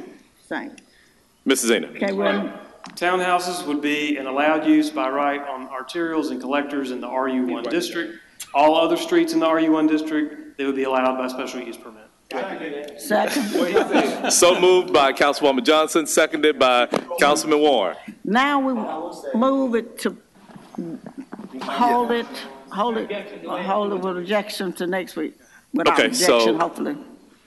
I thought that, I was just going to add, since it's in third reading and now that it's been amended, typically and traditionally after second reading, DPD treats it as if it is going to become what it is, so they can already, that used to be somewhat the rule of thumb, I think in the UDC, correct? That's the pending legislation doctrine. We're not observing that in this case at the moment, though. I would observe it for that language. I think that's the issue. Here's what I would suggest. Look closer to the mic, please. I would suggest we go ahead and vote it, bring it back for discussion. If you don't like it, then pull it off for the minutes. But I'd tell you to go ahead and get it moving if you want to protect and have the intent of the body be in place. Your call. I'm good either way. Well, I don't think that there's any intent for us to modify it. I'm just saying, to modify it materially. It's just for more discussion and for council members who are not as versed in this area to learn a little bit more about this and to ask questions as opposed to being asked to vote on this. And, we can do it with same night minutes at the next meeting if we are talking about the time aspect of it. Yep. Okay. So if there's no objection, this will, we have made the amendment and we will have it in committee, discuss it, and then bring it down for, with same night minutes for its third reading at the next meeting. Thank you. Okay? Thank you. No objection to that? No. Okay. Okay. Great. Thank you, everybody, for that discussion. Public, thank you all for bringing this to our attention. Yeah. Thank you. And Mrs. Zena, just, and so something that I just learned here in part of that discussion, when we bring it back, when the comment of sensitive drainage basins came up, I need to learn a little bit more about that was presented, that was discussed by a member of the public. Absolutely. Okay, thank you. Madam Comptroller, will you please call item Will you please call our consent agenda, please? Thank you, Mr. Chairman. That will take us to item number 12, up for second reading. Ordinance number 5848 is sponsored by council members Carlisle, Canali, and Smiley. Item number 13 is also up for second reading. The ordinance number is 5849. This ordinance is sponsored by Councilwomen Easter Thomas and Logan. Item number 14 is also up for second reading. The ordinance is 5850. This ordinance is sponsored by Councilwoman Logan. Item number 15 is also up for second reading. The ordinance number is 5851. It's sponsored by Council members Smiley, Canali, and Carlisle. Item number 16 is up for second reading. It's ordinance number 5852. It's sponsored by Council members Smiley, Carlisle, and Logan. Item number 17 is up for second reading. Ordinance number 5853 is sponsored by the Memphis City Council. Item number 18 is an ordinance amending ordinance number 5367 of the Code of Ordinances, City of Memphis, Tennessee, adopted on August 10, 2010 as amended, known as the Memphis and Shelby County Unified Development Code, to authorize a zoning use district reclassification for land located at the northwest corner of Killarney Avenue and Airways Boulevard, plus or minus 1,363 feet north of Tennessee state border line, by taking the land out of the residential single-family R-8 use district and including it in the employment and conservation agriculture use district. This ordinance is up for first reading, sponsored by the Division of Planning and Development. The case number is Z22-10. The ordinance number is 5854. Item number 19 is an ordinance amending ordinance number 5367 of the Code of Ordinances, City of Memphis, Tennessee, adopted on August 10, 2010 as amended, known as the Memphis and Shelby County Unified Development Code, to authorize a zoning change from residential single-family to commercial mixed use at 2245 Frazier Boulevard. Up for first reading, this ordinance is sponsored by the Division of Planning and Development. We have a zoning ordinance up for second reading. The ordinance number is 5847. The case number is Z2212. Item number 21 is engineering division items. 21 is a resolution approving engineering plans for Harmony at Morning Grove Woods Plan Development Phase 4 and accepts bond as security. There's a request for same night minutes. The contract is CR 5436. Item number 22 is a resolution accepting public improvements for Stonebriar Phase 11, contract number 5337, and authorizes release of bond. There is a request for same night minutes.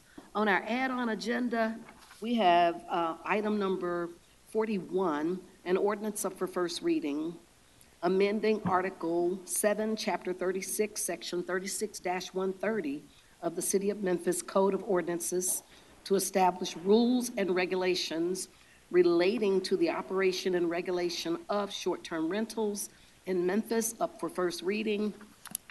Ordinance number 5856 is sponsored by the Memphis City Council, and that was requested to be added onto our agenda today. And item number 42 is an ordinance to amend City Code of Ordinances legal holidays to add June 10th, Independence Day, as a legal holiday. Up for first reading, ordinance number 5857 is sponsored by Councilwoman Easter Thomas and Chairman Jones, and that was requested to be added on today. Mr. Chairman, that concludes our consent agenda items. Thank you, Madam Comptroller. Colleagues, at our last meeting, we had a number of items, ordinances that are up for, that are now up for second reading. When we had them on our agenda for first reading, we basically suspended our rules where we allowed for public comment. Well, we have a number of different items today that are on the consent agenda, and we have a plethora of cards. So it is the will of the body, will we hear from this? Because normally we will not make any changes to these ordinances. I don't know that we have to, if I may, Mr. Chairman. Okay. I don't know that we have to suspend the rules or We divide the don't. question. Right. What I would do is just allow anybody that has an item on consent, come and speak to that item if you want to call them in order, and then we will vote on the consent agenda as a whole versus having multiple votes. Right. So I think that's- we're still going to vote on the entire consent agenda, but it was just a matter of whether we wanted to hear the public comment, which we normally do not do for items that are on for second reading. Based on the set of circumstances and the amount of people that are here to speak, I think it'd be appropriate to have them, allow them the opportunity. Okay. So, colleagues, for item number 12, we have 2 cards. For item number 13,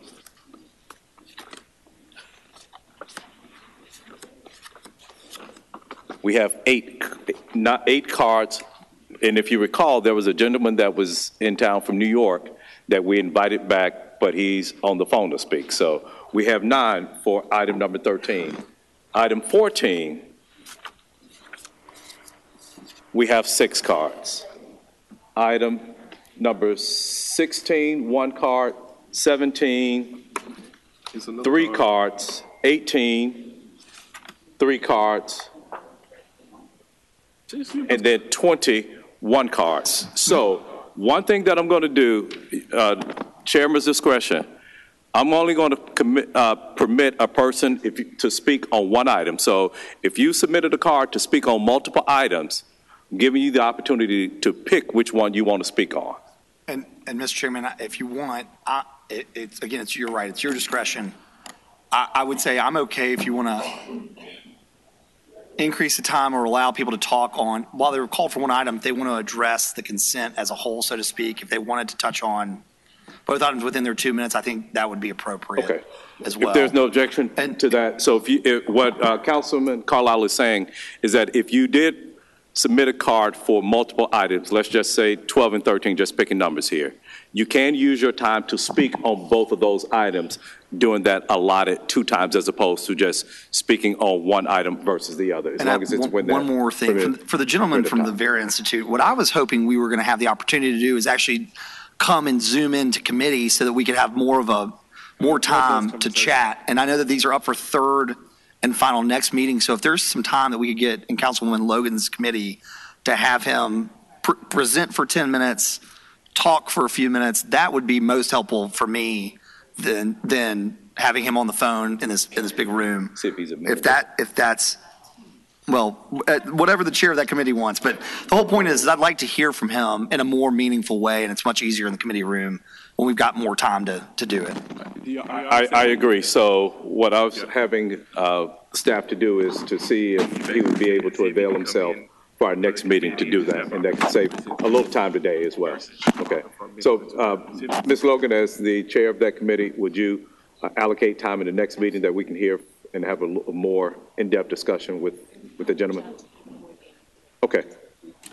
Okay. So, the 2 cards that we have for item number 12 are from Beth Hoffberg and Pamela Moses.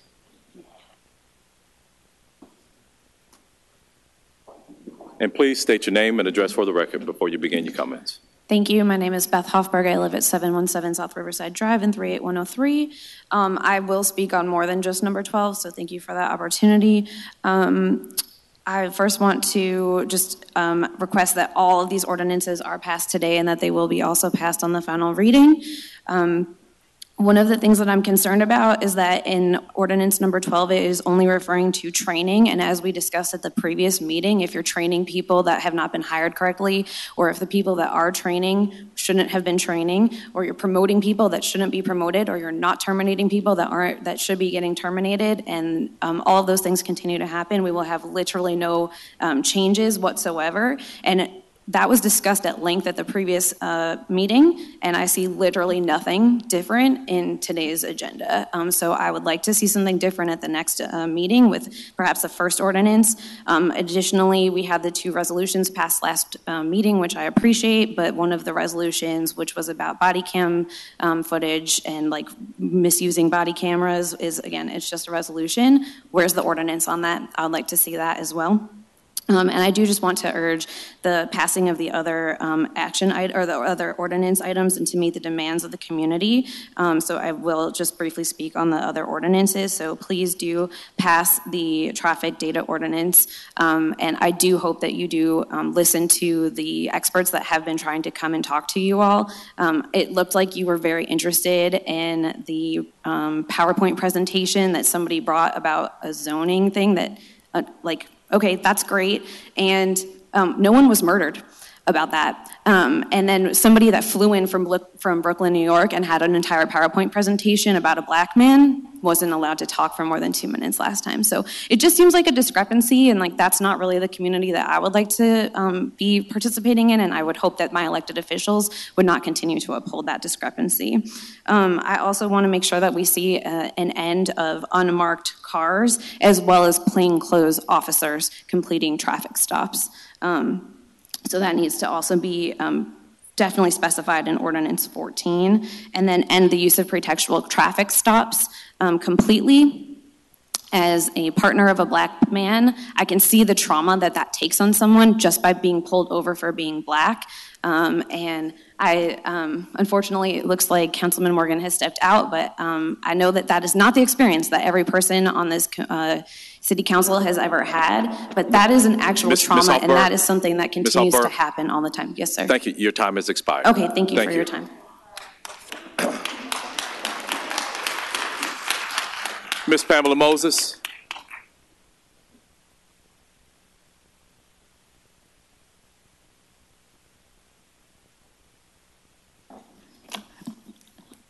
Y'all done brought P. Moses out, 2383 Jackson Avenue. I'd appreciate the fact that you pledge allegiance to that flag, the American flag, every time you start these proceedings. Please do not disrespect me by violating my First Amendment of freedom of speech here in the city council. That'll be the last time a mic gets turned off on me. The police need proper training, and if I or other activists in Black Lives Matter are not involved in that training, it's not gonna work. And that's just how it is. Is that Carolyn Mason? No, you look like her, but that was a good police. She knew how to fight real crime, just like Tony Armstrong and other folks who have left. But y'all need proper training, and it's gonna come from community participation. No matter how much you try to exclude the community from the process, we here. This is what democracy looks like. That's a white woman telling you about y'all hurting a black man. This is what democracy looks like. And if you don't like it, then maybe you shouldn't have ran for public office. You represent everybody in here, and you have an obligation and a duty to represent what we want, not what you want. We don't want no planning without us, Mr. Zena. I need for you to talk to me. I'm gonna be respectful, but I'm gonna be disrespectful when you disrespect me. Because my grandma taught me if you want respect, you got to give it. And I've never disrespected anybody that didn't deserve it. I want y'all to listen to the constituents in here, and I want you to understand that we need public safety. That officer you just praised, why you didn't make her chief? You went out that way to Atlanta and got her, or the mayor did. C.J. Davis needs to be held accountable. That would not have happened. You got a real-time crime that sees everything, and you should have been paying attention. This is what democracy looks like.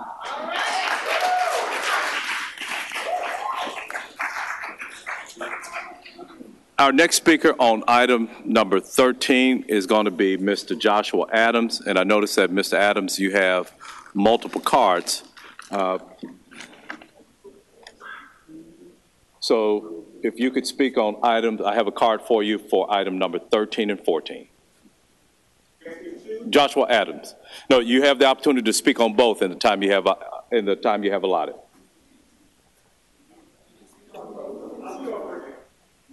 No, it's not what it's saying. Yeah. You can address 14 now or 12, whatever you want to talk about.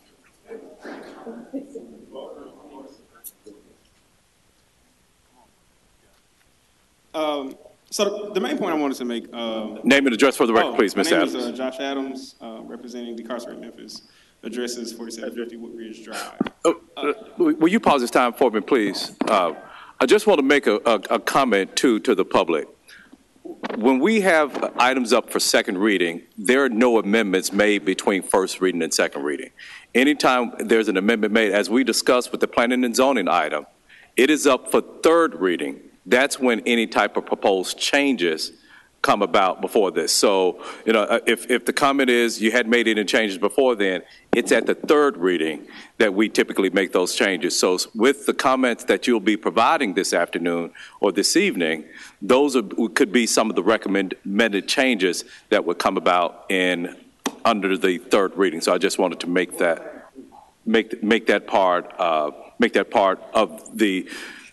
point to the audience, because you're saying that we haven't made any changes. That's why I just wanted to explain that. Thank you, Madam Comptroller. He was right, it is 2 minutes. Okay. So one thing that I wanted to point out was that Darshawn Holiday, Daniel Jefferson, and Brandon Weber were all people who were had their lives either taken or endangered by police in unmarked cars or in plain clothes. Most notably, I would mention the tactic that was used during the shooting of Darshawn Holiday. He was boxed in by unmarked cars at a gas station in a neighborhood that I have spent time in the neighborhood. I wouldn't want to be boxed in by any unmarked cars at a gas station in that neighborhood. And so we know that this tactic endangers people's lives. Police officers usually use that tactic. They say the person hit their car and then the police officer opened fire on those people. And so one thing that I wanted to mention from this morning during the committee meeting is that after Councilman Smiley asked C.J. Davis for a policy to prevent more people from being beat to death or more people being hurt by police, Councilman Warren responded that with this allusion to some sort of balancing act. And considering that what we're trying to prevent is people from being beaten to death, the question becomes like whether or not you consider that the police have progressed any past 1827, right? Where they use these stark violent tactics to control and create this illusion of safety for people. And so continuing the practice of using these violent tactics and using secret police in unmarked cars and plain clothes is either a gross act of incompetence or it's an act of willful oppression. And what we want to do is make sure that we're ending that practice of using unmarked cars and plainclothes officers, and that we continue to reduce the amount of interaction that people have with police in this city.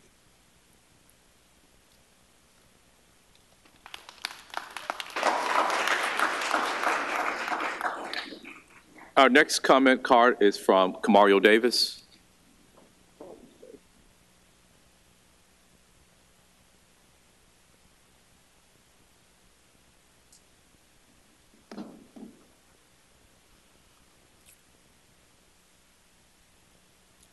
Mario Davis, 158 Vance Avenue,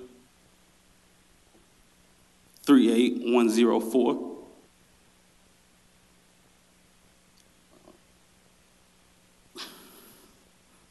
I would like to thank you all for the steps that you have taken and are going to take to address this heinous act.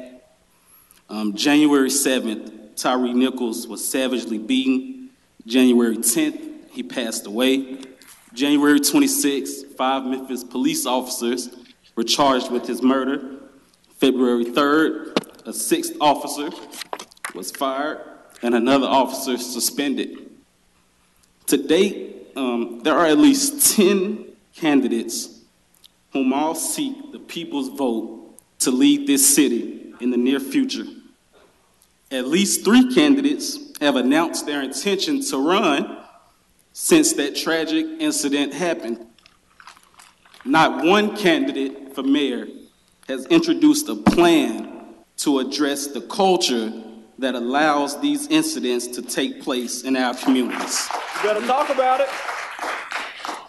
Our police chief said herself, it's not policy, but it's the culture that allows the policy to rot and be abused. A report came out last week, or maybe 2 weeks ago, where there are hundreds of thousands of dollars already in play for many of the potential frontrunners, and none have thought there was urgency to speak to this segment of our community. Are we, as young African Americans, the minority in a city where we are majority, that disenfranchised? I would say to my activist friends here, I believe that this council would do everything that it can within the parameters of its allowed powers. You may need to bring into your focus these candidates and even the current administration, as everything that is presented before us is coming from this council. We need to start showing up for them as well. Mr. Chairman, I am saddened because the leader of my city, who I served as a member of his transition team, community advisory board, has not stood up for me. Me being every young person, black, white, whatever you are, who is at risk of becoming Tyree Nichols the instant we leave our homes. Mr. Mayor, it's time to step up. If you want to go down,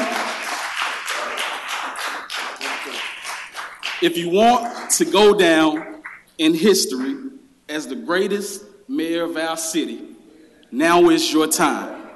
Fix this problem. Thank you. Thank you, Mr. Davis.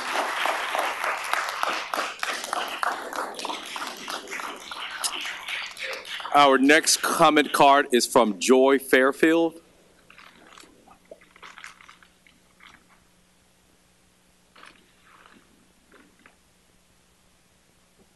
Hi there, my name is Joy Brooke Fairfield. I'm at 2095 Poplar Avenue, number 54. I'm speaking here today as a concerned citizen and also a member of an organization called Decarcerate Memphis. Some of us have been in conversation with you in the past.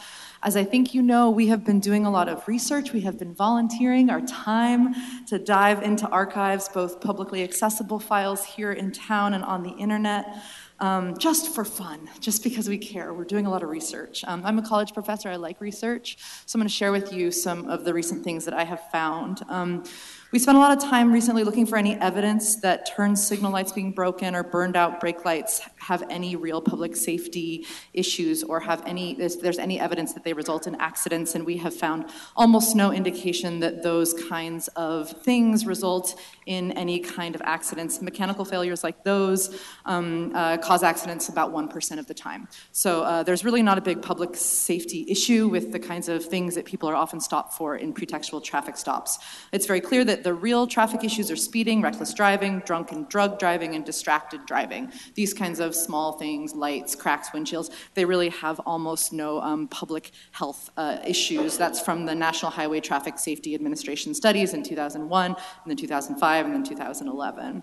Another thing I know from the research I've done on the internet, including the deep bowels of Reddit, is that cops know this. They know that there's actually not a big public safety issue with these things that they're stopping for pretextual stops. They understand that it's a manipulation tactic, that they're engaging into control drivers that they see as bad guys. I want to remind us that I'm a teacher, and under Jim Crow, sorry if I'm white-splaining folks, but under Jim Crow, there were laws that said that white people got to go first at four-way intersections. So they would actually make traffic more dangerous while people peered into other cars to see if they were black people or not. I think that what's happening today with the cops is a continuation of that, and it's a way that the South has trained LEOs to think of poor people and black people as requiring surveillance and control at all times. Can I give one more quote before I go?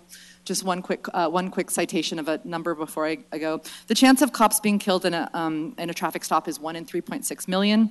The chance of a cop being killed in a traffic infraction is 1 in 6.5 million. Despite this, they still say they fear for their life. Well, we have found that if you get rid of these pretextual stops, you get rid of 40% of their traffic stops, which would put their chance of getting harmed in about 1 in 10 million. So if we're not concerned about citizens, let's think about the scared cops stops. 1 in 10 million, good shot, they'll survive. Thank you for your comments. Our next speaker is Cassandra Fawn.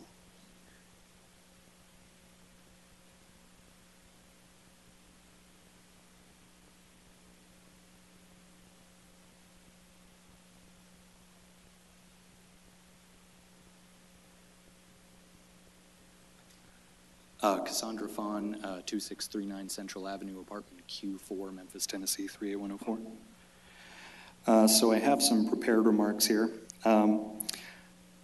What happened to Tyree Nichols, and indeed the unnamed hundreds and thousands of other Memphians harmed and killed by MPD during traffic stops were entirely preventable. As such, this community demands action. Given that 7 have been injured or killed since November 7th, by MPD, and given that multiple of those deaths and injuries occurred in relation to traffic stops, it is imperative that the demands of this community be met in their entirety. As it regards Resolution 13, while this ordinance is absolutely a welcome step in the right direction, it is unfortunately sorely lacking in its current language. Changes I sincerely hope can and will be made on third reading. This ordinance's current language does not go nearly as far as the community demands regarding the end of pretextual traffic stops, particularly because it does not explicitly preclude the use of traffic stops for driver's license status and expired insurance status, which together comprise, on average, 31% of all traffic stops in Memphis within a given year. It is particularly a demand of this community that police be removed from traffic enforcement altogether, a model which has already been instituted by a number of cities across the nation and across the world. If this body is truly committed, as I'm sure it is, to ending the horror of totally and completely preventable deaths at the hand of the state and at the hands of MPD, it will amend the language of this resolution to effectuate that change, to ensure that MPD are removed from traffic enforcement. And as it relates to Resolution 17, the community sincerely appreciates the introduction of this resolution, and we ask that Resolution 17 be passed in its current language without amendments. Thank you so much. Yep.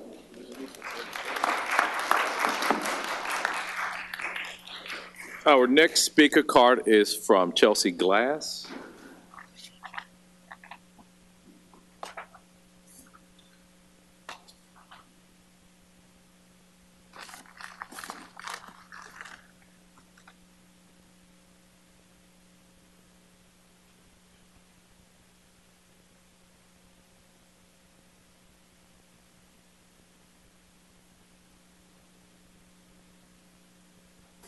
Hello? Oh, gosh.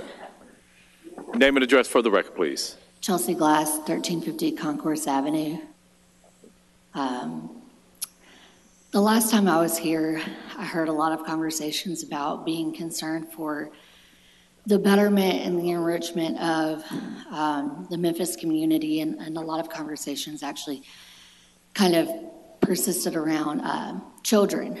So one thing that I wanted to share is that children have actually been shot and harmed and killed by the Memphis Police Department.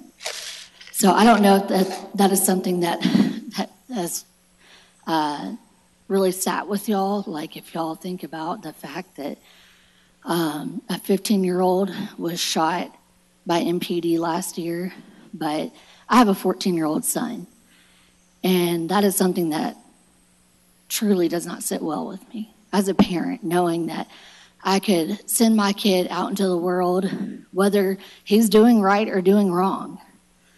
I want to know that my baby is going to come home to me. And I know that a lot of parents and people in this room have loved ones. They have nephews and nieces and god babies that they care about, and their own children. And I know that that's something that Michael and I, or Councilwoman Easter Thomas and I have discussed in detail. Like, she's a parent, and this is something that is important to her. But I just want to ask that when we had these conversations, we remember who we're talking about, and we remember what we're talking about. And while this is a policy conversation, this is about people and about saving lives. So the more lives that we can save, the better. So all in all, I'm asking you to look at increasing some of the language in the amendments coming up, or in the ordinances coming up. We're asking that you include language about licenses and insurance, that would reduce almost a third of citations and tickets in Memphis alone, just by adding that. And those are administrative issues. They're not safety issues. Nobody will get hurt if we do that. And again, we would be saving lives, in fact. And to please add the language of plainclothes officers not being allowed to stop people in traffic stops. It's scaring people. They don't know that they're police, and then they're in turn getting shot because of their reaction. So that's all I have. Thank you. Thank you, Ms. Glass.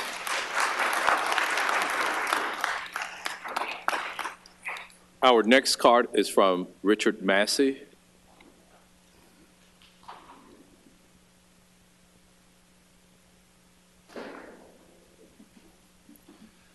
Good evening, Council. Good evening. My name is Richard Massey. My address is 614 Coaster Drive.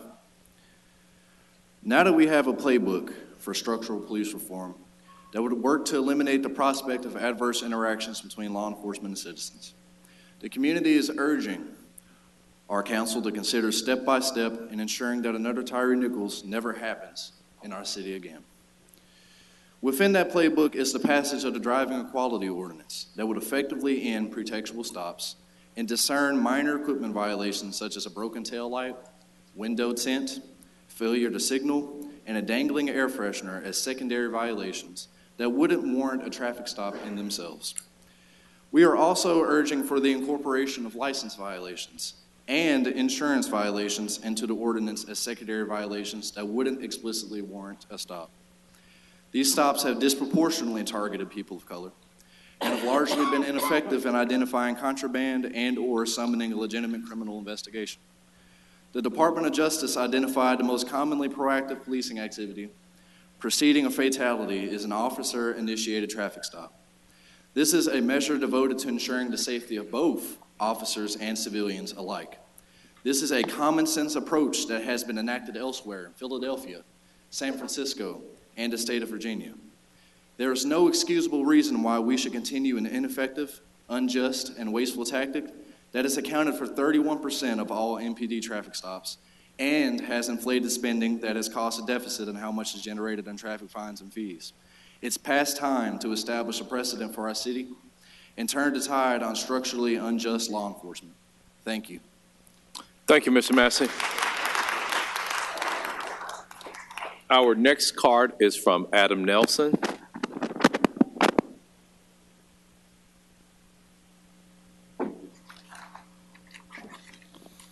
Thank you. Adam Nelson, 1624 Faxon, 38112.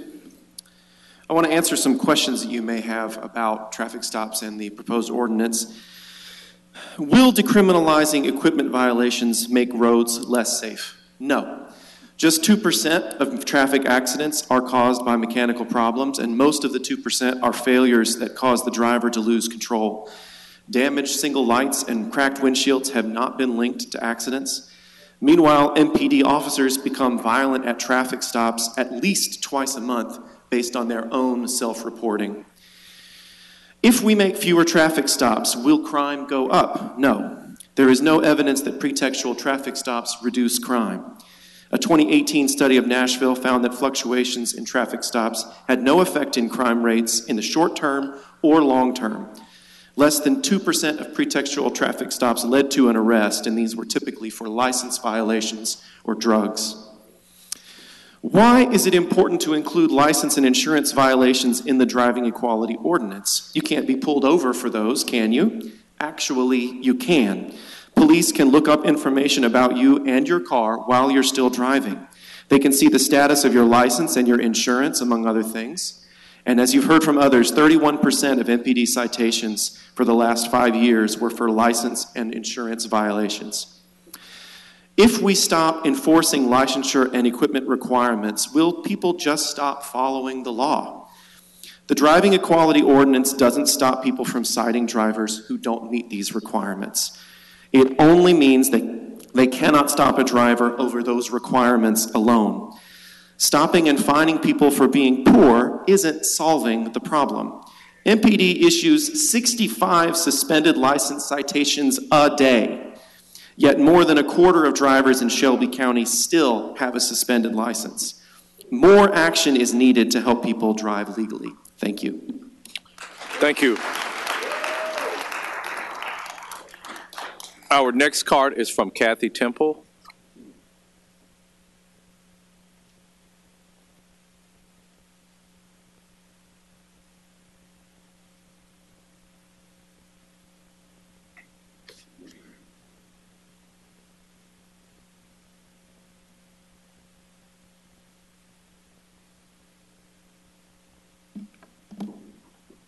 Good evening, Council.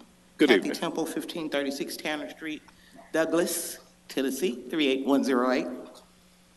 First, I want to urge this council to pass the ordinances. As a mother, I am representing moms of black males and black females in Memphis.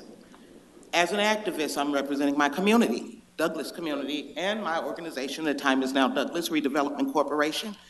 And as a citizen, I appreciate my coworkers and my friends for the facts and the data, because I'm gonna talk to you from an emotional standpoint. And I need you to understand that Tyree, my son, are real people. They're not statistics. And we're real mothers, and we cry real tears. And so the ordinance the way it is, while I appreciate the way it is, it needs to go further.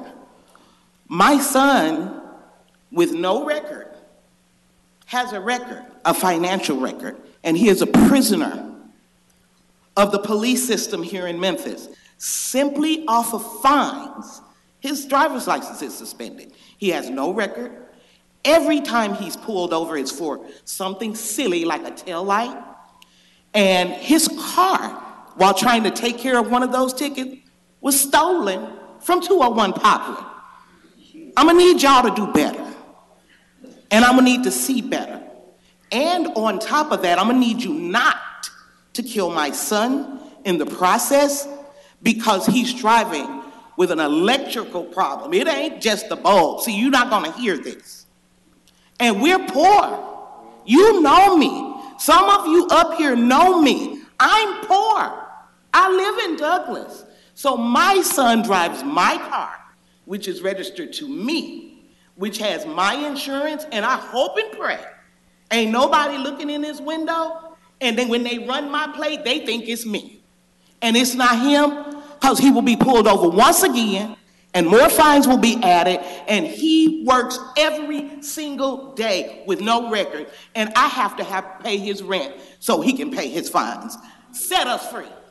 Thank you, Ms. Temple.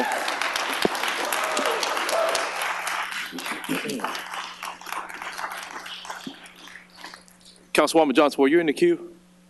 Oh, okay, I'm sorry. LJ Abraham.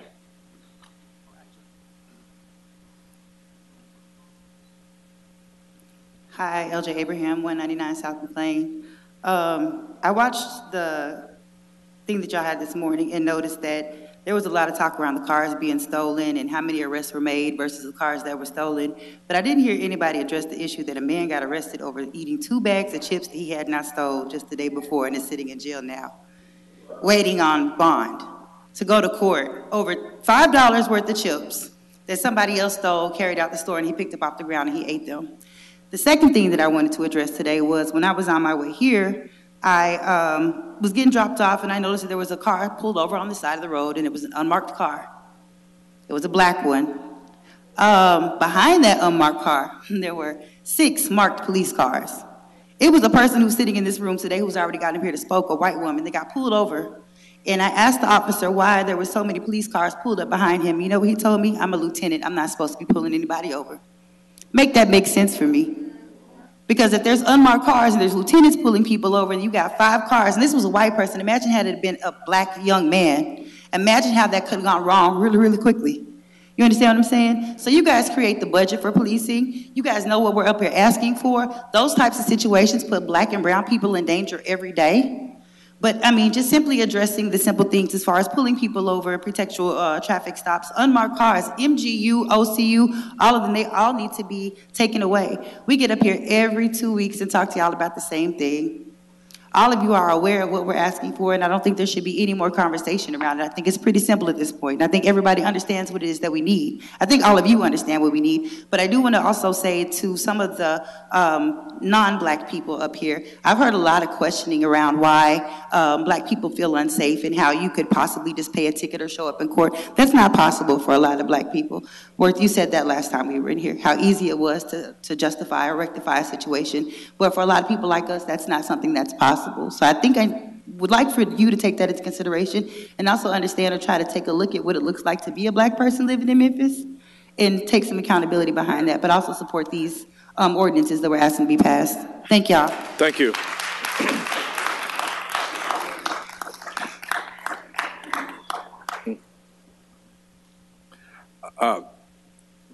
Suzanne Jackson.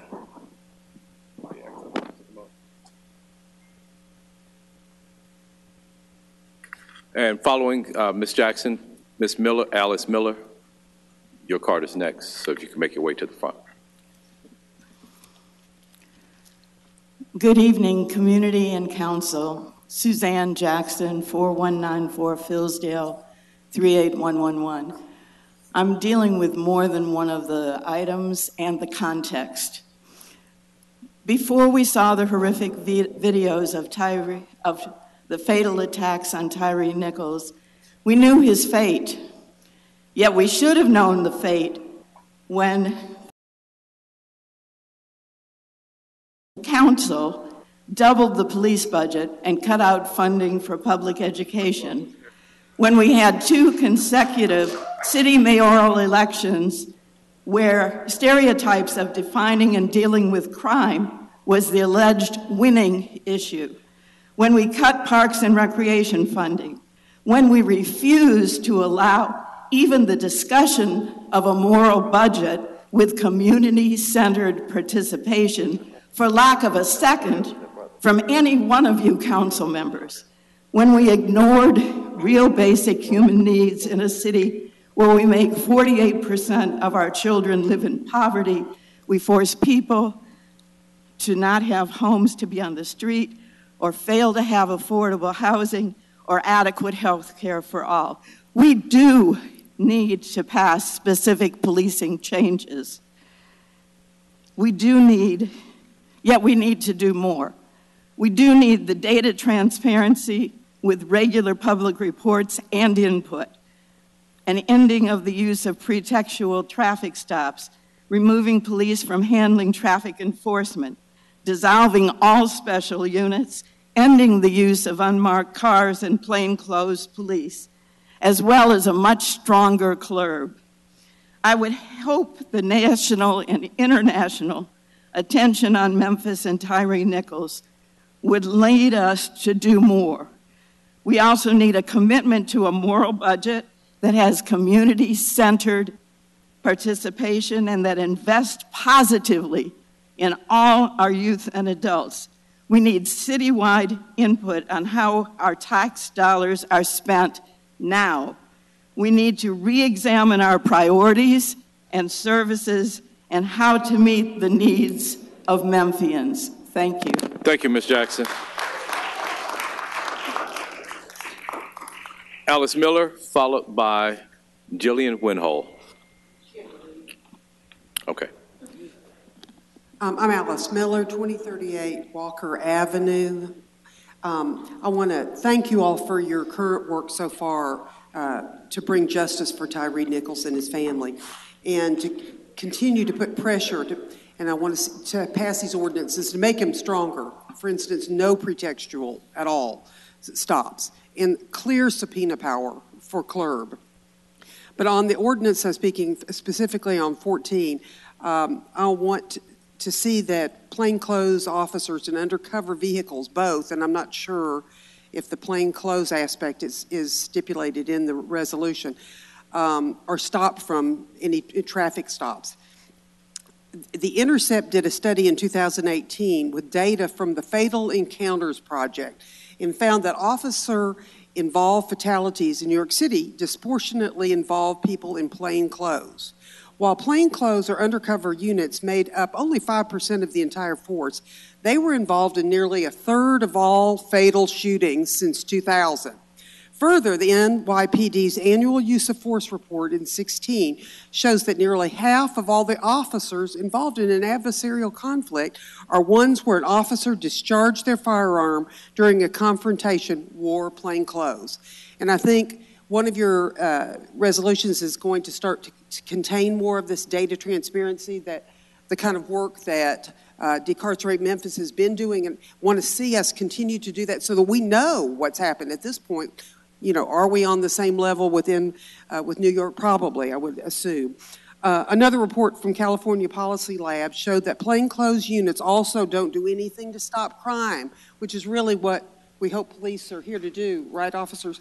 In fact, in 2018, when reassigning 69 plainclothes officers to uniform patrols, they saw a decline in larceny, theft, and a significant decline in assaults. And that's what we really want to see. We're not against that, obviously. So to me, the answer is pretty clear, so that there's no reason why plainclothes officers should be involved with traffic stop. Let's stop pretextual and remove them and put them in another form where they can take care of the many carjackings. I've been carjacked twice myself.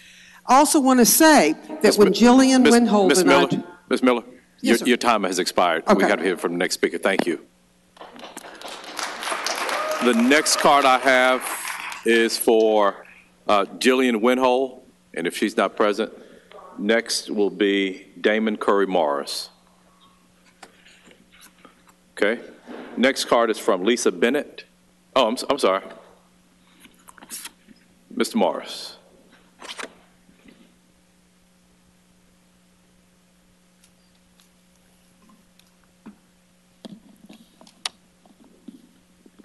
Damon Curry Morris, 1529 Dunmore Street. I wasn't intending on coming down here today. But some people had called me and told me, you know, you need to get down there. And I've been out around this city, and I looked at the committee meetings this morning, and I see that a lot of people, and I don't want to step on anybody's toes, but a lot of people are clueless as to what's going on in this community. And I can't understand how some, I'm not going to say all, elected officials don't understand. You all, there is about an 80% bomb that's finna be dropped on this community. And we're talking about, I heard a lot about juvenile crime, how to curb juvenile crime. You all are trying to repair adults, you're going to fail. Okay? Just like one person just got up and said, even though I know that the city of Memphis is out of the business of education, you all need to take a vested interest in that, because this third grade retention law, because see, you trying to repair adults, it's not going to happen. Okay? The other thing about it is that if we got 80% of our black children who's about to be retained in the third grade, that's going to destroy this educational system with that one thing. And a lot of these people that we're talking to don't even know about it. So what I want you all to focus on is the real solutions, the cornerstones of this community, because we have seemed to have forgotten that. Talk to some of these children that are coming through, because we traumatizing them, the streets are traumatizing them, the schools are traumatizing them, and they're getting traumatized at home. So what do you think they're going to be productive out in the street? What are we putting out here? Think about that. Doesn't matter what race, color, creed you are. Think about all of that. And Councilman Worth Morgan, some of my colleagues got up here and addressed that. Ms. Morris. And address that. You need to apologize to every citizen in this community for your faultless comments on last time.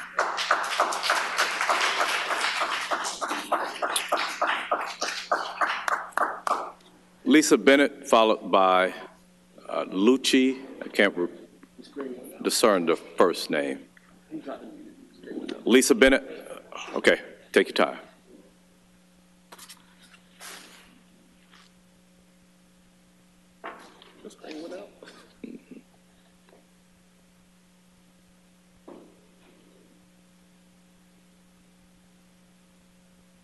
My name is Lisa D. Bennett. I reside at 4321 Royal Palace Cove, Memphis 38128. Mic down. Pull the mic down. Yeah, there you go. I'll take my mask off as well.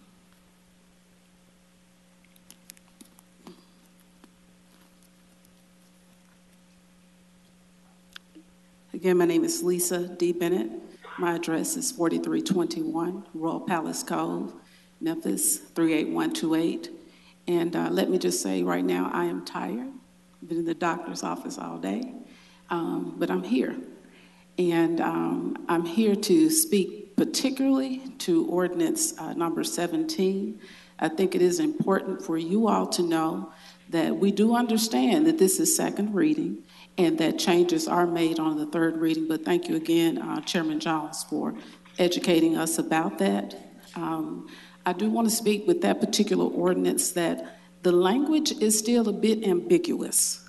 In any place that there's ambiguity, it gives people wiggle room to do whatever they want to do. And that's been an issue with Memphis Police Department, and now we see the fire department and other departments as well being involved in the death of Tyree Nichols. So I would like to see, when the ordinance comes up for third reading, when it says regularly, what is regularly?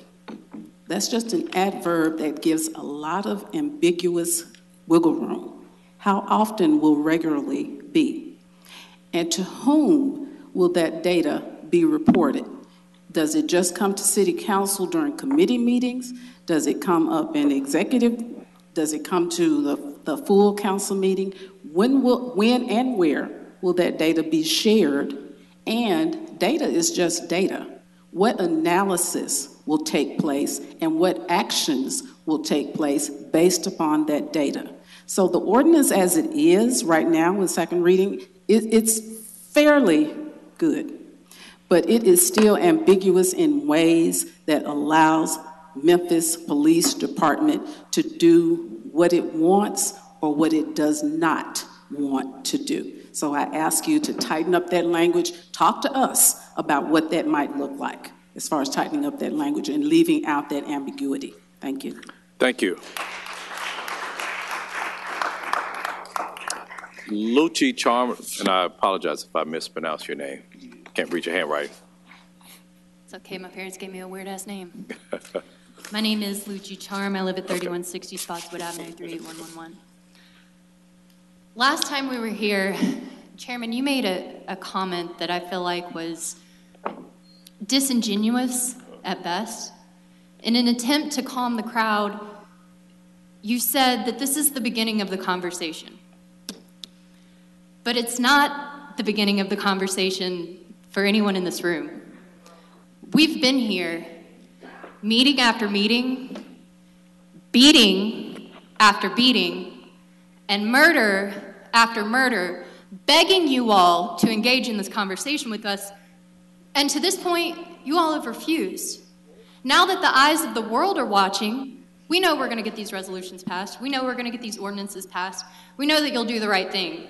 Now that the eyes of the world are on us. So now that we have those eyes, I want to ask you to do some more right things. Memphis doesn't need specialized terrorist units. We've been telling you that for a decade. We don't need a $300 million police budget. We need a hell of a lot more in our housing budget, though. We need more in our education budget.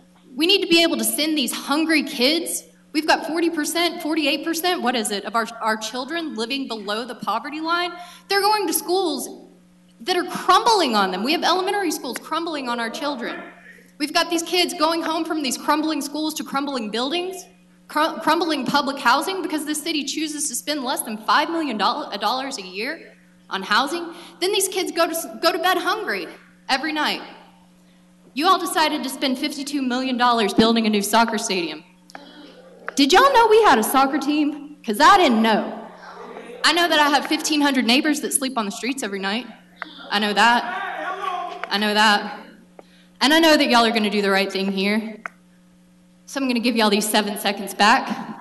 Please continue to do the right thing. Please continue to listen to these conversations that we're trying to engage y'all in. Thank you, Ms. Charm.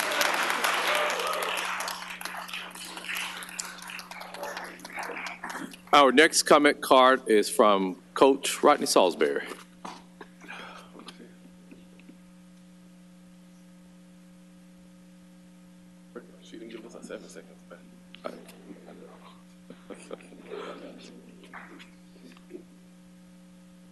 taking all our stuff.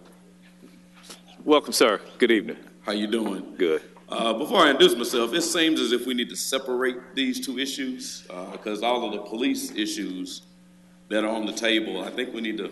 Yes, this is item. The zoning thing. So yeah, colleagues in the public, the remaining three cards, well, the next three cards, and after Mrs. Salisbury be Ms. Gwendolyn Keys, followed by Rochelle McCracken. These are for items number 18. And then the card after that is number 20. And Mr. Chair, do you want to read into or at least read what item 18 pertains to? Yes, number 18 is related to Killarney Avenue and Airways Boulevard. This is an ordinance request to rezone a parcel at that location. You're welcome. Because I know 14 through 17 are dealing with that issue, and we're talking about something else. And I don't want people to get a little. I apologize for not doing so. I'm talking about something completely different. So I would. Nope. The floor is yours. Yes. Again, Rodney Salisbury, 5484 Killarney Cove, Memphis, Tennessee 38116.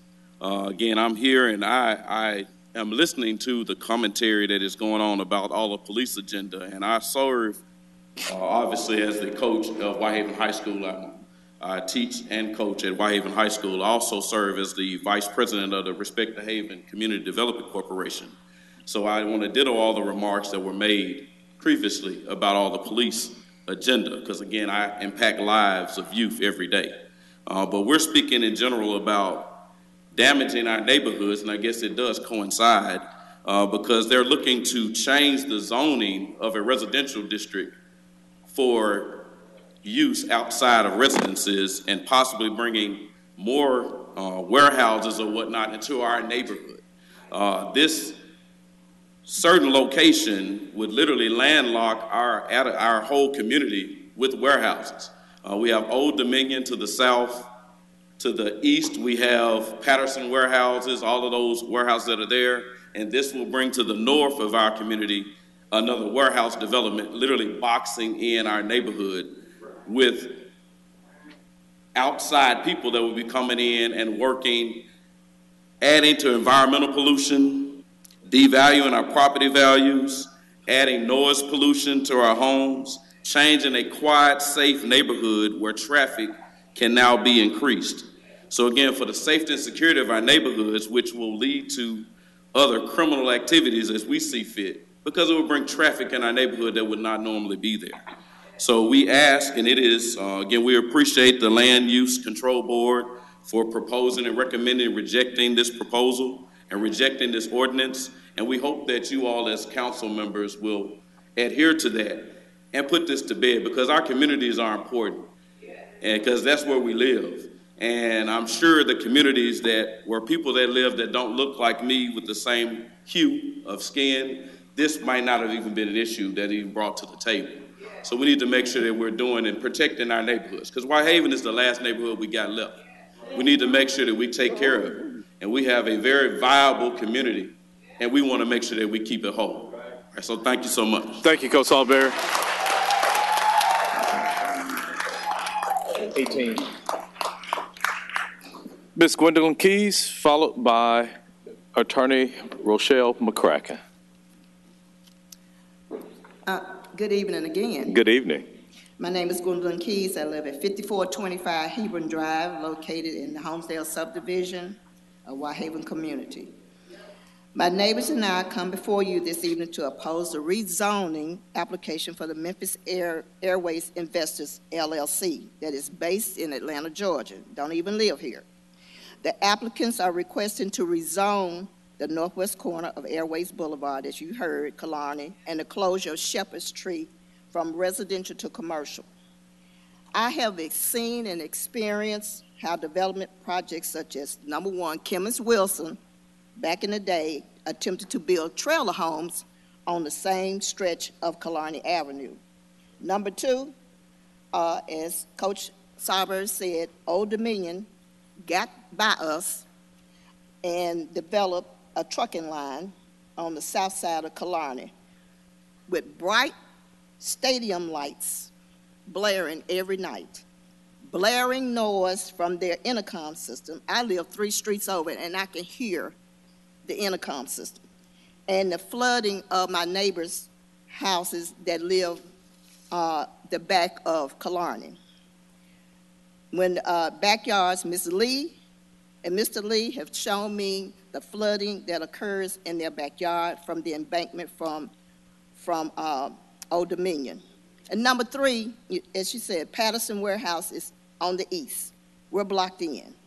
And the investors have already said that there may be a possibility of flooding if they're allowed to build on Pomona and Apollo. This will not enhance our neighborhood at all. It will depreciate our value of our property. According to the applicants, the neighbors of Holmesdale are standing in the way of an economic boom for the city. The additional air pollution, noise pollution, flooding will surely produce and will surely outweigh the 30 pieces of silver that the investors want to stand to earn for the city. We cannot get this done. We will disown the rezone. Thank you, Ms. Keys.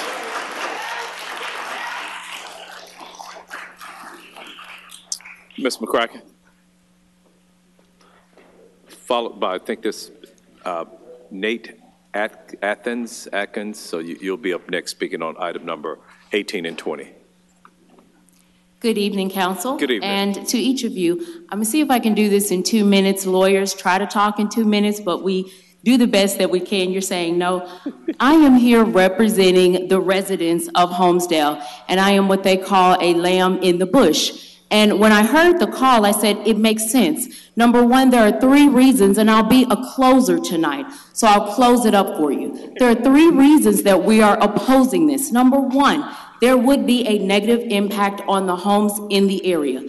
This will be demonstrated in safety. Coach Rodney already let us know, in safety, as well as in the street conditions, which will also increase crime. Number 2, there are alternative means that exist for our applicants. Airways is full of different commercial uses, warehouses, those things can be placed there. This is a corner where residential houses, where we have children playing, where we grew up and lived.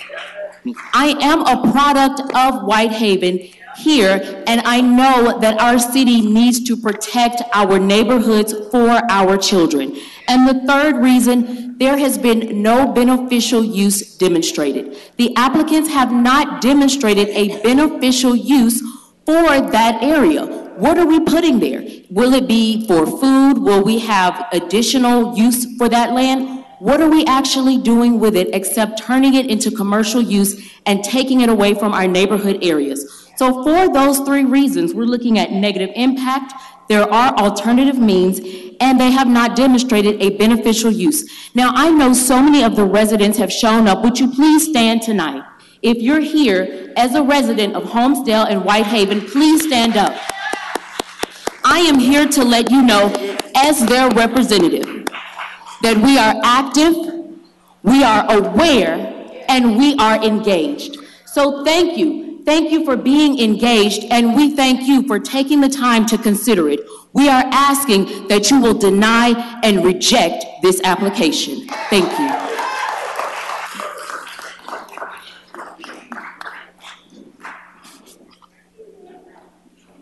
Okay, lawyer. Name and address for the record, please, sir.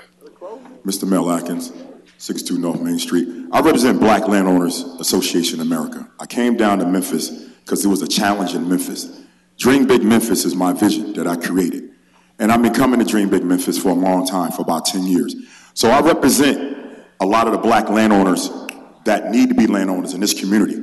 I've been watching some private developers come in the community that y'all been designing rezoning for commercial use and rezoning these people out of their own land. The problem is you're separating the land from the homeowners. So what you're doing with the private investors is stop hiding behind the dollar and selling the land to the private investors and changing and redeveloping and rezoning in the community to art zoning. Take the art zoning out and leave it there so the community can thrive. I have 5 private investors that I spoke to. I've done 250 acres of land development in Atlanta and San Francisco. and I did 1,000-acre land in Colorado. This doesn't make any sense that this council, which I plead with Mr. JB, I plead with Ms. Robinson, I plead with y'all, because when you do the rezoning, you are changing the demographic and area of the community. That's what you're doing for $1. I work with $1 million developers. They are plotting on y'all in Memphis. That's what they're doing. You're separating the zoning law to benefit $1, but it's not going to the community, that you're changing the development of the community. So what you're doing is you're taking landowners and making them homeowners, but you understand that when they're a homeowner, they're not a landowner. That's the problem. So when the developers come in and take the land from the homeowner, you demolish the community like you flatten, like Amazon did, right out on airways, just like the other community. But what are you doing? You're planning games with the community life.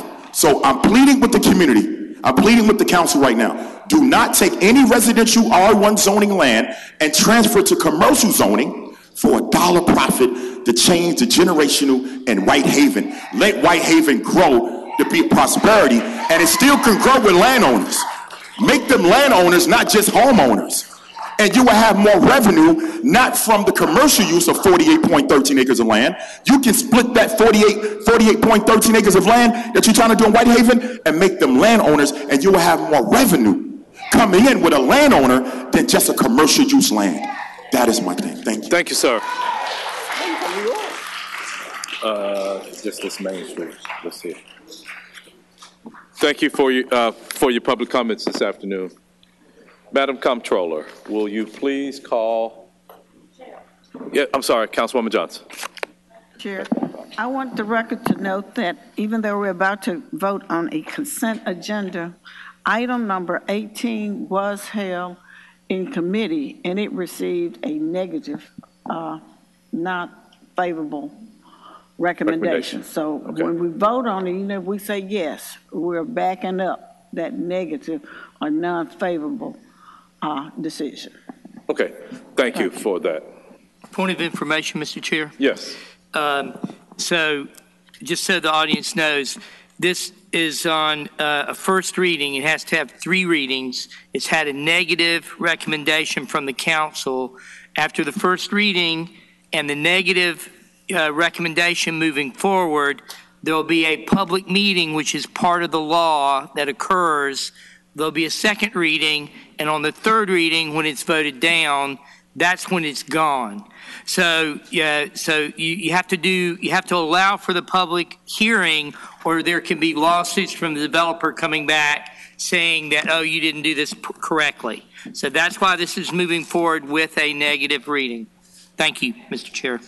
Councilwoman Johnson. It's moving far forward with a negative reading because that's what it actually received during committee. Right. The second, this will be the first reading. We were informed that if the first reading still held at negative, then the second reading, provided planning and zoning sent all the appropriate notification, it could be decided on the second reading with a full presentation. Okay, thank you. Mm-hmm. Councilman Carlisle. I see some confusion. I'm going to try real quick. I see some confusion. We have state law that requires us to allow the applicant to have a public meeting. Long and short, let me just cut to the chase. This thing's probably going down in flames, but we are required under law to have 2 readings so that a public meeting can occur. If that meeting occurs with the appropriate notice, come back in 2 weeks and it'll be dealt with. But the reason it can't be voted down today is because we are required to allow it to move forward under state law and under our charter so that notice can be sent to neighbors to weigh in. Yep. I see another. So, audience, this whole process of due process, we have to respect the whole due process. Now, based upon the negative recommendation that came out of committee, I doubt that there is support for this. But we need to let we need to let it take its course. So as one who, Ms. Keys, you were there, you heard some of my comments about this. I will not go against my word. So what I intend to do at the next meeting, we will have had the public hearing. We go through this process of hearing the consent agenda. It might be me or somebody else. If it's nobody else, it will be me. And I just need a second. I will pull it from the consent agenda. We will then vote on it. And then if it receives 7 votes negatively, it's off the table. Okay? But we can't do that now without their having recourse in order to go over our heads and still achieve what their outcome is going to be. But I still would encourage you to show up, continue to email us, call us, and let us know what your opinions are. Go to the public meeting. Yes. So, Madam Comptroller, will you please call our fiscal consent agenda?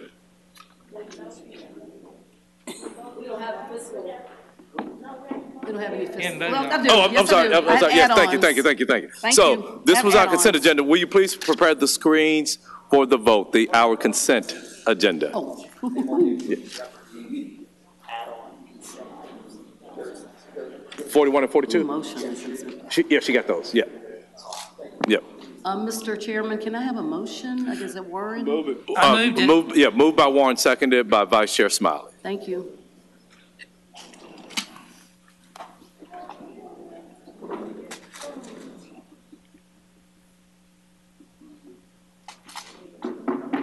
Canali, yes. Carlisle, yes. Easter Thomas, yes.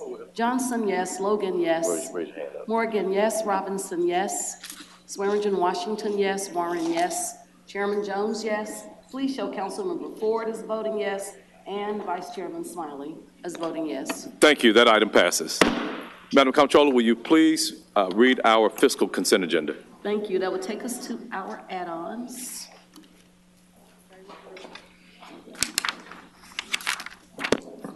Says none.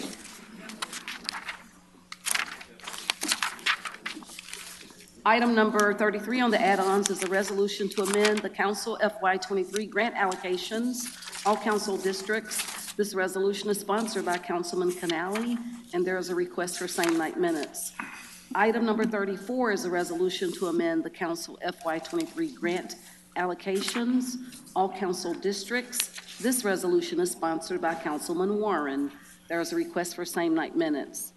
Item number 35 is also a resolution to amend the council FY23 grant allocations, all council districts. This resolution is sponsored by Councilman Smiley.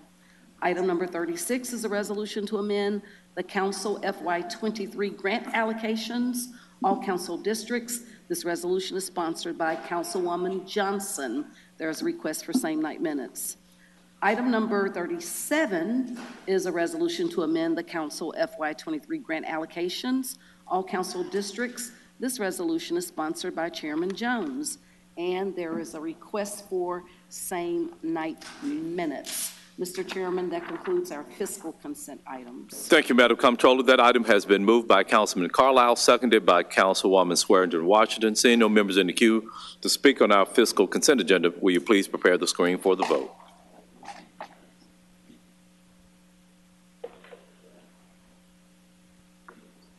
Canali, yes. Carlisle, yes. Easter Thomas, yes. Logan, yes. Morgan, yes. Robinson, yes. Vice Chairman Smiley, yes. Swearingen Washington, yes. Warren, yes. Councilmember Ford, yes. Chairman Jones, yes. Thank you. That item passes. Madam Comptroller, will you please call our MLG&W fiscal consent agenda? Item number 23 is a resolution awarding contract number 12417 VMware on Dell to Thomas Galloway Corporation, doing business as Technologent, in the amount of $1,732,939.10. Number 24 is a resolution approving change number 5 to contract number 11997, commercial auto insurance for out-of-state travel with Pete Mitchell and Associates Incorporated, to extend the current contract in the funded amount of $137,091. Number 25 is a resolution approving change number 2 to contract number 12187, pole inspection with Osmos Utility Services Incorporated, to ratify and renew the current contract in the funded amount of $1,200,000. And our last item is number 26, a resolution approving change number 7 to contract number 11841, professional engineering services for central support services with CCS Group Incorporated, to extend the current contract in the amount not to exceed $200,000, Mr. Chairman. Thank you. That item has been moved by Councilwoman Robinson, seconded by Councilman Canale. Seeing no members in the queue to speak on this item, Madam Comptroller, will you please prepare the screens for the vote?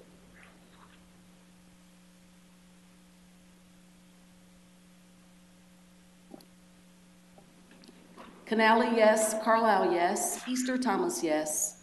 Ford, yes. Johnson, yes. Logan, yes. Morgan, yes. Robinson, yes.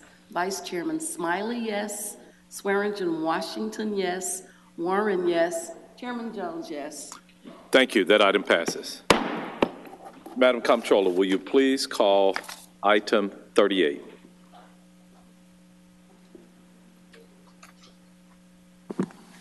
Item number 38 is a resolution requesting an agreement between City of Memphis through its Division of Park Services and Tennis Memphis, Inc. to operate 7 tennis facilities. All council districts. This resolution is sponsored by Memphis Parks, and there is a request for same-night minutes. Thank you. Councilman Warren. Thank you, Mr. Chair. Committee met, sent it back to the parties. I believe they came up with a compromise resolution, so I so move. Okay, great. I'm good. So we have Councilwoman Johnson in the queue. Councilwoman Johnson, you're recognized. Thank you. I only want to make sure everybody understands that this was approved contingent upon all necessary documentation being submitted by both parties. Indeed. Thank you. Yes.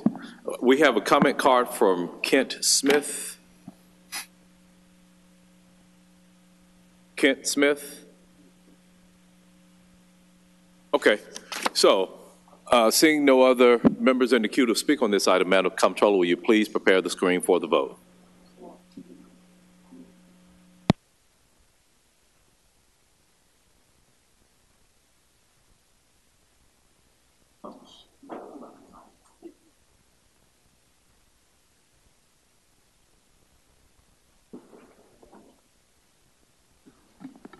Canale, yes. Carlisle, yes. Easter Thomas, yes. Ford, yes. Logan, yes. Morgan, yes. Robinson, yes. Vice Chairman Smiley, yes. Swearingen Washington, yes. Warren, yes. Chairman Jones, yes. Councilwoman Johnson, yes. That item passes. Madam Comptroller, will you please call item 39? Item number 39 is a resolution requesting approval to transfer 7.84 acres of land, parcel ID 068-017-00034, to the Memphis and Shelby County Board of Education, District 1, Super District 9. This resolution is sponsored by General Services. There is a request for same-night minutes. Councilman Smiley, Vice Chair Smiley. Thank you, Mr. Chair. The committee met recommended approval, and I so move. Okay, that item has been moved by Vice Chair Smiley, seconded by Councilman Carlisle. Seeing no members in the queue to speak on this item, Madam Comptroller, I'm sorry. Number 39. Okay, yes, 39. Yeah. Madam Comptroller, well, colleagues, will you please cast your vote on item number 39?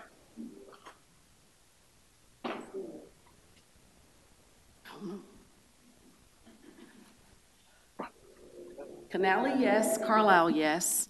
Easter Thomas, yes. Ford, yes. Johnson, yes. Logan, yes. Morgan, yes. Robinson, yes. Swearingen Washington, yes. Warren, yes. Chairman Jones, yes. Vice Chair Smiley, yes. That item passes. Madam Comptroller, will you please call item 40? Item 40 is An appointment to the Memphis and Shelby County Center City Revenue Finance Corporation Board, Vonisha Mitchell. There's a request for same night minutes. Councilwoman Easter Thomas. Chair, the committee recommends approval, and I so move. 10 days. Okay, that item has been moved by Councilwoman Easter Thomas, seconded by Councilman Carlisle. Seeing no members in the queue to speak on this item, Madam Comptroller, will you please prepare the screens for the vote?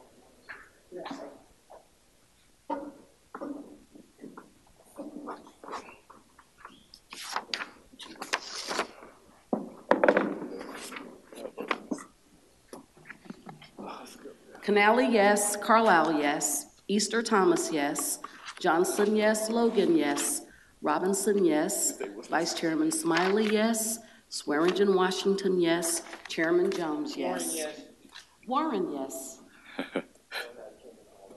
Thank you. That item passes. Madam Comptroller, will you please call item 27?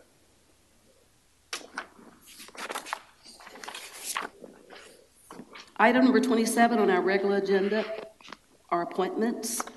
Memphis and Shelby County Downtown Memphis Commission, Lawrence Dymack. Memphis and Shelby County Downtown Mobility Authority, Michael Chance. Councilwoman Easter Thomas. Chair, the committee recommends approval, and I so move. That item has been moved by Councilwoman Easter Thomas, seconded by Councilman Carlisle. Seeing no members in the queue to speak on this item, Madam Comptroller, will you please prepare the screens for the vote?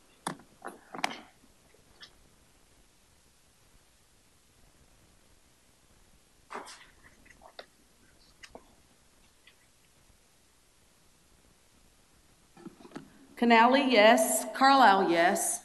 Easter Thomas, yes. Johnson, yes. Logan, yes. Morgan, yes. Robinson, yes. Vice Chairman Smiley, yes. Swearingen Washington, yes. Warren, yes. Chairman Jones, yes. That item passes. Colleagues, item number 28 has been held. How long? 2 weeks.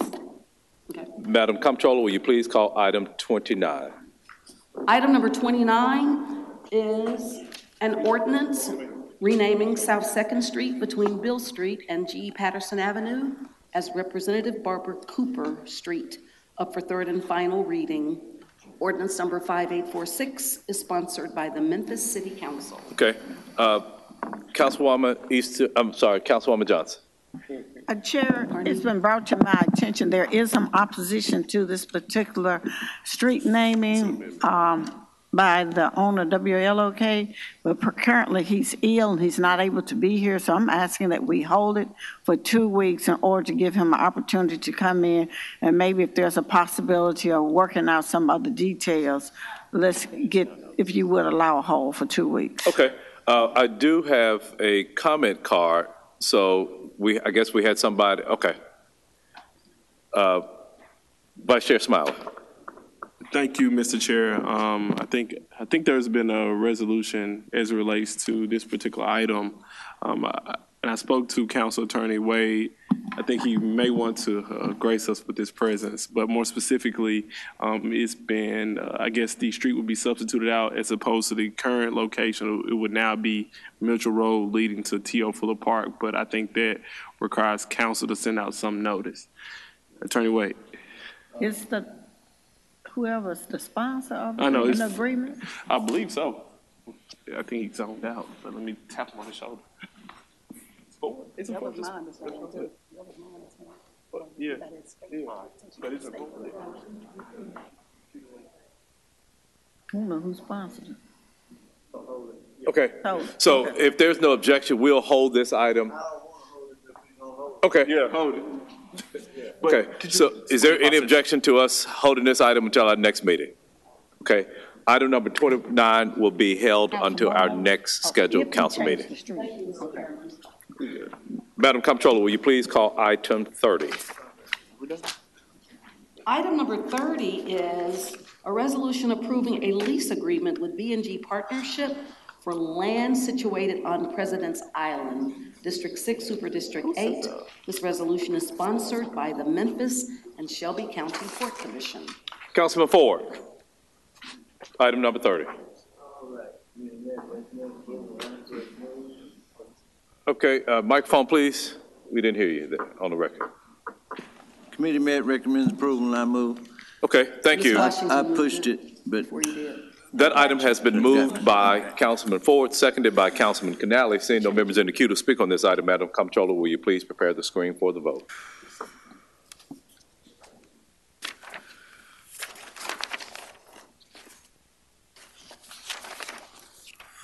One moment, please.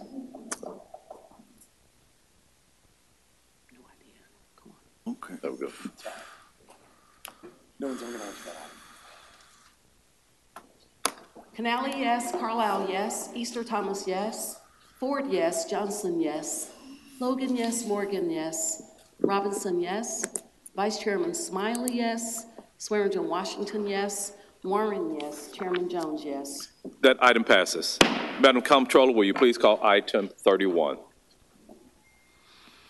Item number 31 is a resolution requesting the approval for the sale of a 0.121 acre city-owned parcel located on Baltimore Avenue, Memphis, Tennessee, and further described as parcel ID number 029-074-0043, District 4, Super District 8. This resolution is sponsored by General Services. Vice Chair Smiley. Thank you, Chairman. The committee may recommend approval, and I so move. Okay, has been moved by Councilman Vice Chair Smiley, seconded by Warren. Seeing no members in the queue to speak on this item, Madam Comptroller, will you please prepare the screens for the vote?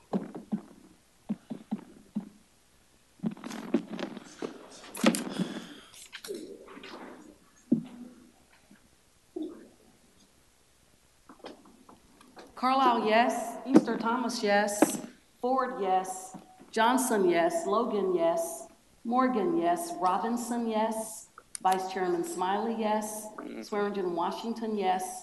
Warren, yes. Chairman Jones, yes. That item passes. Madam Comptroller, will you please call item 32?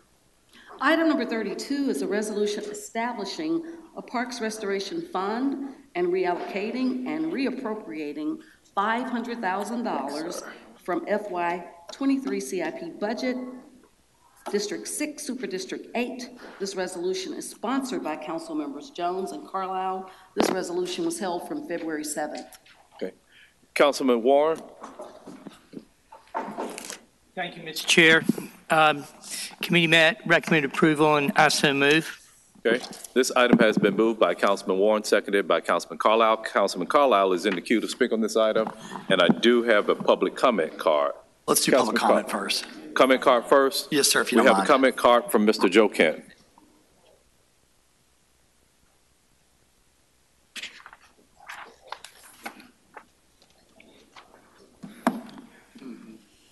Joe Kent, 5111 Flamingo. The reason that Memphis and May is reluctant to contract with MRPP is because they don't trust them. And why should they? After all, MRPP misrepresented the following. 50-50 public-private for TLP, the total actually stands at 39 million public and 22 million private, or 64% public. MRPP, who got a contract for the Cossett Library, has kept the Cossett Library closed for 5 years for what is only a one-year project and disenfranchising taxpayers of facility use. Maintenance of Mud Island has been non-existent to sketchy at best, with really no TLP maintenance requirements at this time, with TLP under construction. Failure to provide promised parking. 5, MRPP won't respond to public information requests regarding their board meetings, which should be public, or requests regarding their current unaudited financials. This gives the public no visibility in current financial performance, with expenditures occurring anywhere from 6 to 18 months before the public can have any visibility into MRPP's financials. Next, who really does the maintenance that we pay $3.5 million to MRPP? There is no evidence that they own heavy equipment, and only 2 river park specialists assigned to maintenance. Next, was there a damage deposit for Tennis Memphis? It must be said that based on tax incentives, Strickland would pay $1 million per year or $77 million in economic impact, while also providing public remediation services for that impact. And finally, this is a failure of the city in not having an active, as promised, Riverfront Steering Committee, giving us updates on all things Riverfront, which involves $100 million public spend The city steering committee is embarrassingly like this council, impotent, weak, docile, and submissive. You should shut down MRPP, have the DMC do park programming, and have Parks Division perform park maintenance for less cost to taxpayers. And just one thing from a previous confit, the elitists have no interest in educating the public here, the adult population or the young population. Thank you. Thank you. Ms. Kent, will you please provide those comments to the council, please? You want this right here? Well, if you could make a copy of it or email it to us. Sure, I'll email it to you. Okay. Thank you. Councilman Carlisle. Thank you, Mr. Chairman. Colleagues, we have an amendment, but I'm kind of looking at it. I'm not sure at all. On the tranche of cash, did you guys change? Right now, I've got an amendment that has a Scribner's error that's just changing world famous to a hyphenated, and that section F changing, should the damages exceed the annual contribution by the city, plus the damage by the festival operator shall fund the balance of the restoration, which is from Shondell. But my question is, on the tranche of cash, originally we were 350 and 150, but I think we changed that, correct? The last I'd heard is that, so let me be clear the question I'm asking, because I think Shondell was doing something really quickly, but it says the city will assign $350,000 of the restoration fund to year one and $150,000 of restoration to year two. That I think has changed, correct? What is that? What is the new structure? Yes, so. Name and address for the record, please, Mr. Daniels. Terry Daniels, 6004 Manor Cove, Memphis, Tennessee, 38120, chairman of Memphis River Parks Partnership. So the 350, as the current agreement lays out, 350 of the city's money would be put forward for the first tranche of damages. Then Memphis and May security deposit of $250,000 would come after that. Then if the number goes above that, then the city's $150,000 would then come in to a total for $500. Okay. Here, I hate to do this, and I hear you, because I don't want to mess this document. I got three options right now. I can vote this, and I can change it later by pulling it off the minutes, or we can hold it because that's a mistake in here, and I hadn't read it closely because I want to make sure that it reflects the agreement between the parties.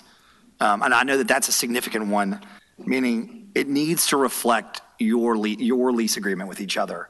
And unfortunately, the only change in here was the last part, and that's my issues. I need the city's chief operating officer to make sure that this mirrors the agreement between the parties. Jennifer, I know that you were pinch hitting. And let me just say for the record, Councilman, if I will, at this time we actually currently don't have an agreement. We have a draft. Yeah, I understand, but it needs to reflect. Let me say this: it should reflect the latest terms thus far, and I understand that was an agreed upon term. Yes. Is that accurate? Yes. Yes. I hate to throw Shondell in, but I just want to. But while we're sitting here, I just want to say for the record that Shondell has been an incredible asset and has spent hours and hours and hours working on this, and she had something that called her away this evening. So I'm kind of throwing her under the bus, but it's because she spent so much time on this. But what do you want to do? Well, I first want to hear, if you recall the last meeting, we gave Memphis and May International Festival an opportunity to speak. Yeah. And then we sort of truncated the comments that Mr. Daniels provided in our committee meeting today. So I would like for him to provide any additional comments that he wants to provide today, and then we can really take it from there. And then we'll hear from Ms. Johnson and any other council members that want to. Can you hear from the council members first? Yes, it is. This is a city council meeting. So Councilwoman Johnson, then Warren. Okay, thank you. I have a very simple question. When we're talking about maintaining the property, I passed by there. It's going to be gorgeous. It's really a pretty layout. However, I see you have these little small boxwoods all over the place. Who knows how many?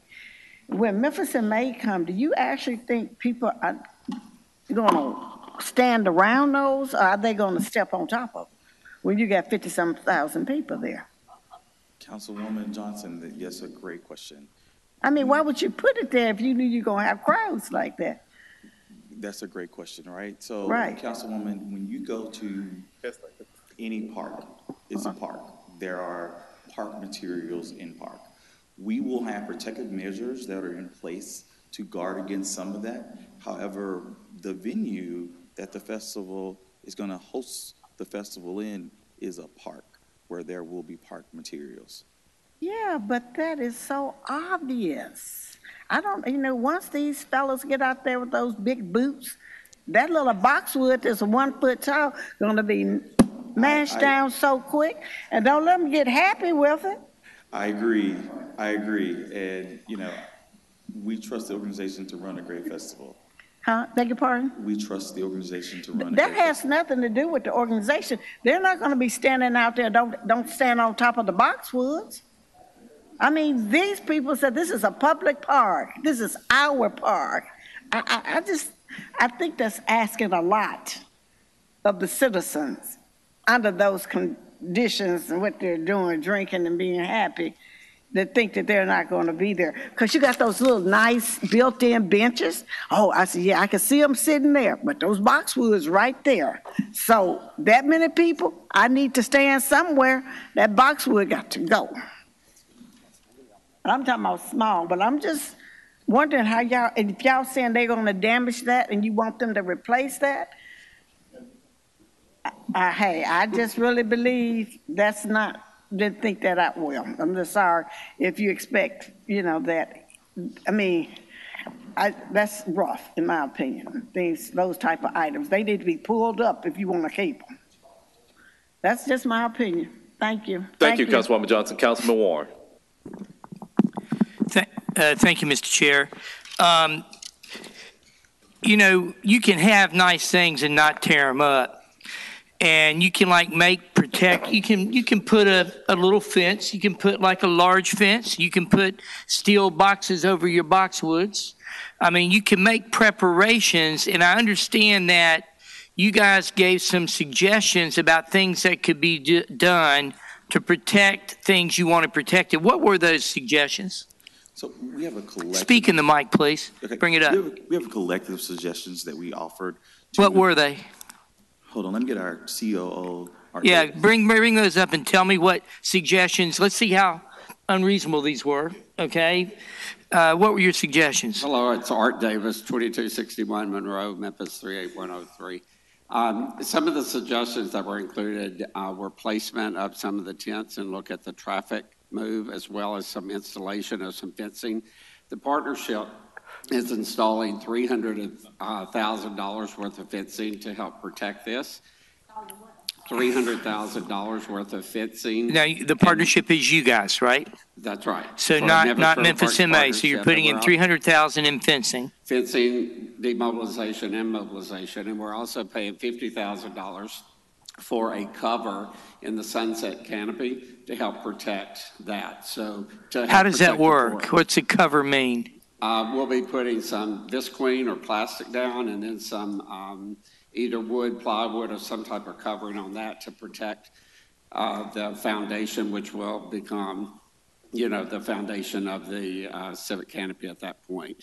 We also, as part of the design of the park itself, there are 3 different types of fencing plans within the park. One is, as you were saying, is a park rail. One is a park fence, and one is a snow fence. So a lot of these areas that you're concerned with, so are we, not only for our festival, but for also 365-day use of the park that helps protect that. So again, if you're, some of them maybe you can't see as you're driving down Riverside Drive, but I'd invite you to give us an opportunity to tour the park if you want to, and we can show you some of this fencing that's going in. There's 3 different types that help protect that. So where was the controversy about not wanting, so y'all are doing that. Was there something else that you wanted Memphis and May to do that they said they wouldn't do? There were some suggestions of moving. Okay, first of all, it's not our festival. We can't really tell them how to run it. We trust that they know what they're doing and that they are, running their festival. And so our recommendations were just that. We had recommendations of moving some tents out of the park proper along Riverside Drive. Were there underground like water mains and things that you were worried might be damaged? And did you give them a map of those? And So there are underground utilities, not only the irrigation system, which we have provided an as-built drawing of those irrigation plans, but we also have the electrical plan so that they can look for these underground things, not only for the feeds to the transformers, but to also feeds to their festival power that we've included in the park.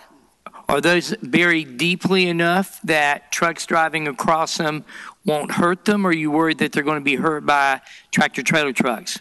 Well, so the park was designed to the specifications that Memphis and May gave to us, and we did the modifications by putting in mountable curbs. We also provided a 15-foot pathway that goes from the north to the south end of the park, and as well as other pathways, we have provided the road weight and specifications of what trucks can go on that, again, based on the design that they requested in the mediation agreement. So the trucks and stuff that you provided, are those normally the type of trucks that Memphis and May would use to bring in their facilities, or are these different? I mean, can they drive what they normally bring in down your pathway safely?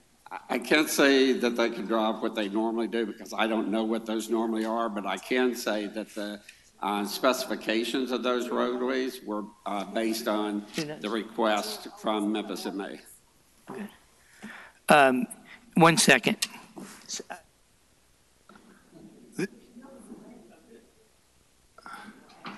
So I guess maybe some of these questions we can ask Memphis and May in a second, and they can answer if they've gotten these things and it's going to make a difference not tearing it up. Because it seems like if you've got that area they can drive through and you know where it is and you're worried that they just need to drive through that and they won't hurt it, all they really have to do is shake hands and say, we're not going to drive through it, and they won't, and then you guys have a deal.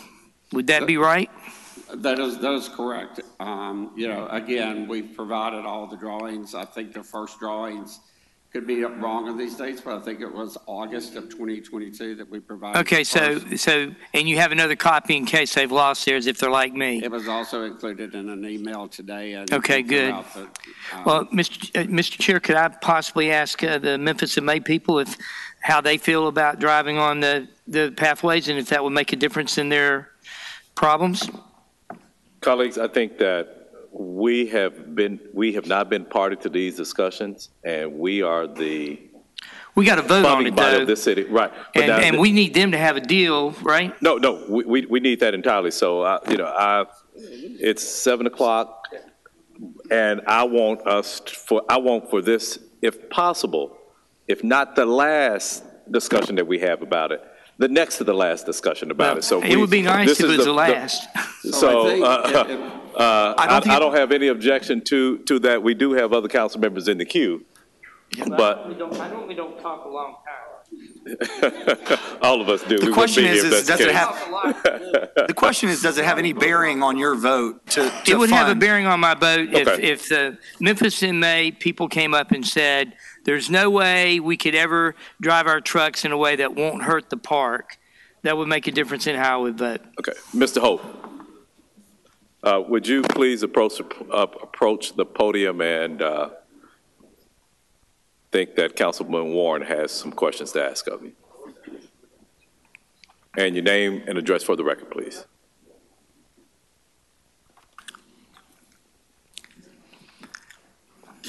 James Holt, 64 South Mendenhall, Memphis, Tennessee, 38117. Thank you, Mr. Holt. Have you seen this diagram of where it's dangerous to drive across the park? They've given you that? We've seen plans for the park. We've Okay. seen the underground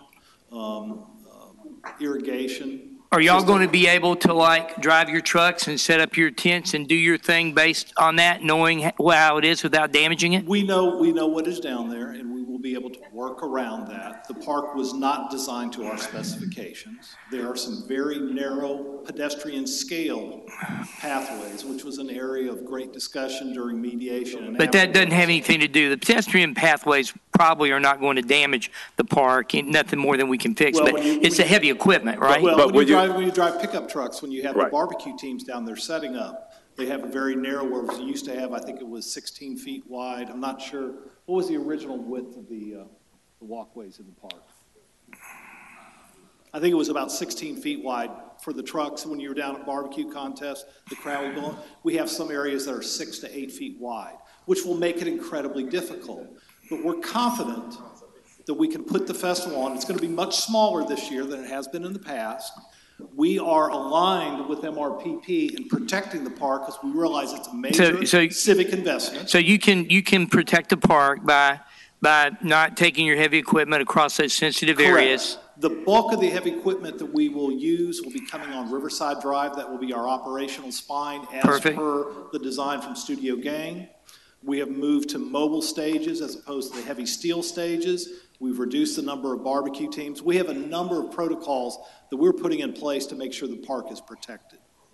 That sounds good. So you guys have a deal? It's going to happen tonight? I signed a lease agreement earlier today. There was one term that was added by MRPP over the weekend that our attorney did not agree to. What term was that? It's related. We want to, Cut Blank Bluff has an ADA compliant ramp for wheelchair patrons. MRPP was wanting to keep that closed. We wanted to have it open for our patrons. We get a lot of wheelchair patrons, particularly at our barbecue contest, and it's been in existence for almost 2 years now. People are driving by it. So they agreed to allow us to utilize that, but certainly they want to limit traffic, so we agreed to limit it to a wheelchair patient with one person accompanying them. And they're wanting to bring in their staff, charge us what would probably be an additional $4,000 or $5,000 in additional staffing to watch that. And we have our personnel, because we need to control the park. We've got about $8-9 million investment in the programming. So we have our own hired contractor for security and for ticket taking, and we explained to them that we could not convey control of an entry point to a third party contracted by them. They indicated that they still wanted to have the personnel there, and there's nothing for them to do. So if they have a personnel there and they're paying for it, you're good with that? Yeah, I'm fine with that. There's not really anything for them to do because we will control the flow. Yeah. And again, I don't expect it will be significant during the music festival, but we do have a lot of older patrons. Yeah. Handicapped people like to get down there. And that was the only thing. If that is removed, and they're welcome if they want to send people down there. So y'all good with that? Just having your person there without them paying you? Will that work? The $5,000 bucks? I want to make a little bit of clarification on that.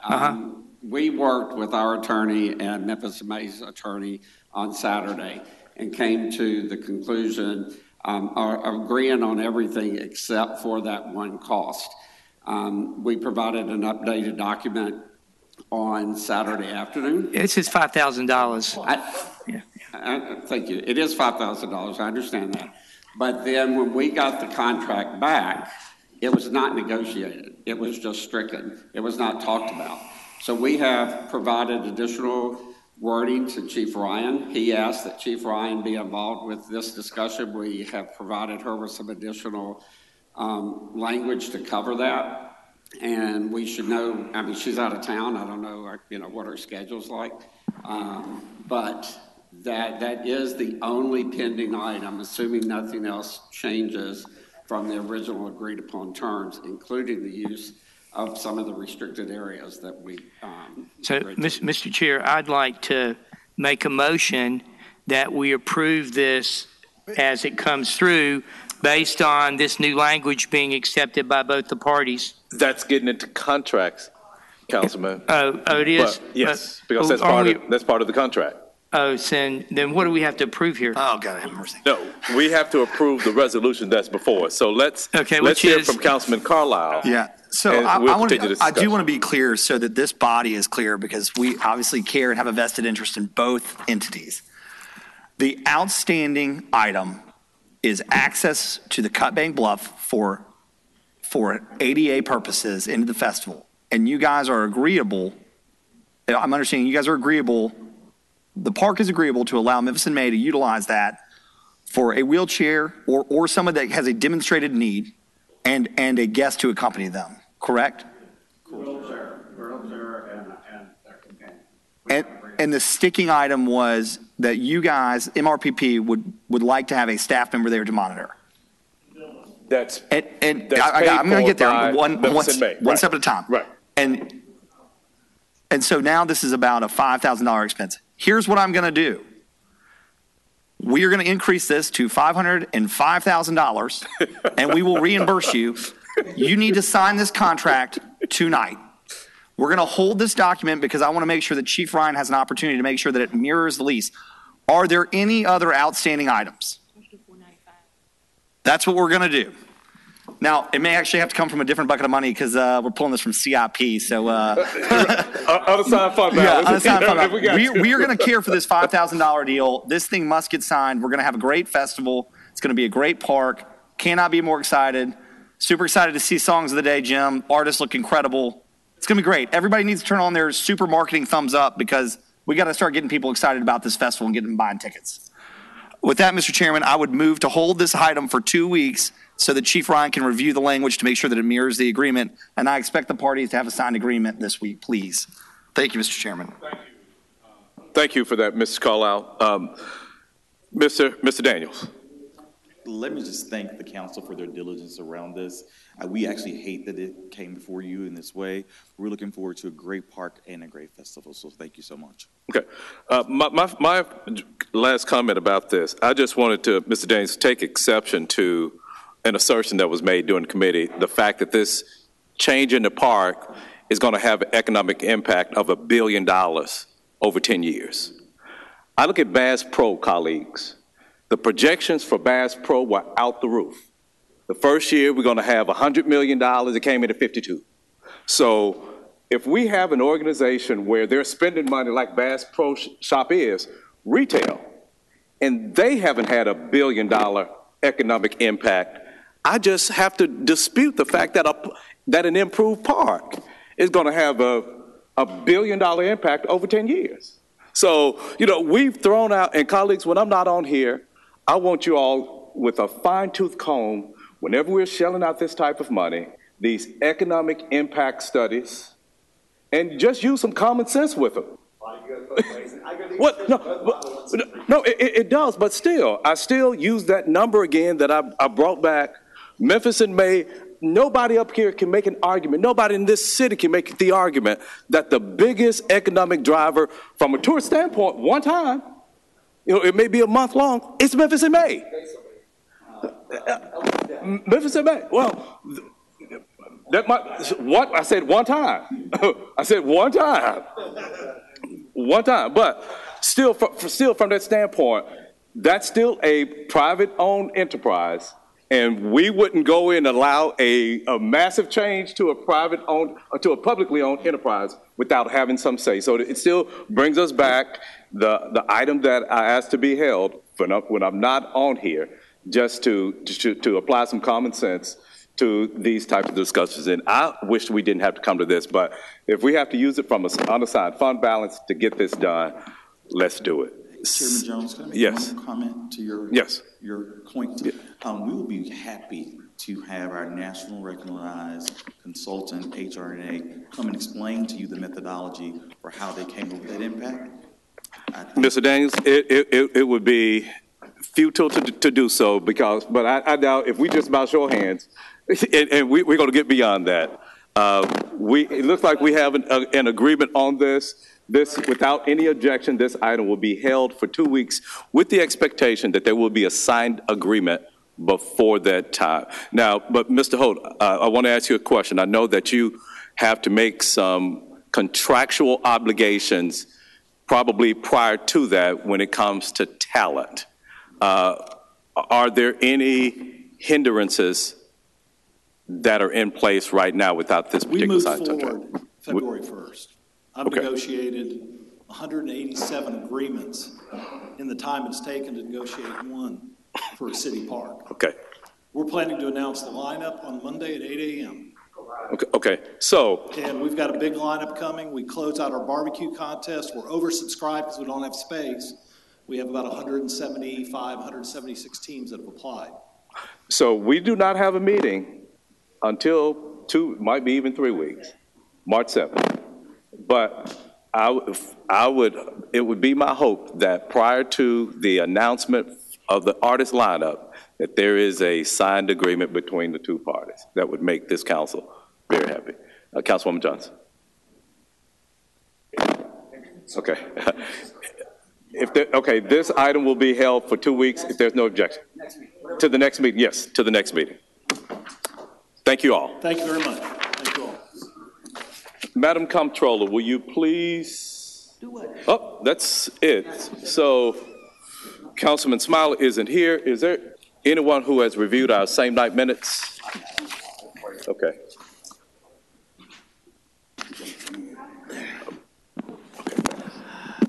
Mr. Chairman, I have read the same night minutes, and those items are items 4, 5, 6, 21, 22, 33, 34, 35, 36, 37, 38, 39, and 40.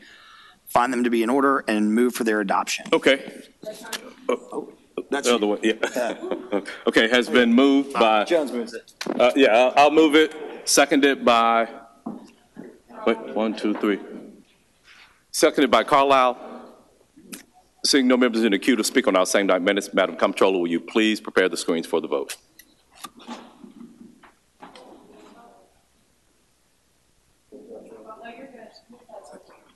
Yeah, so.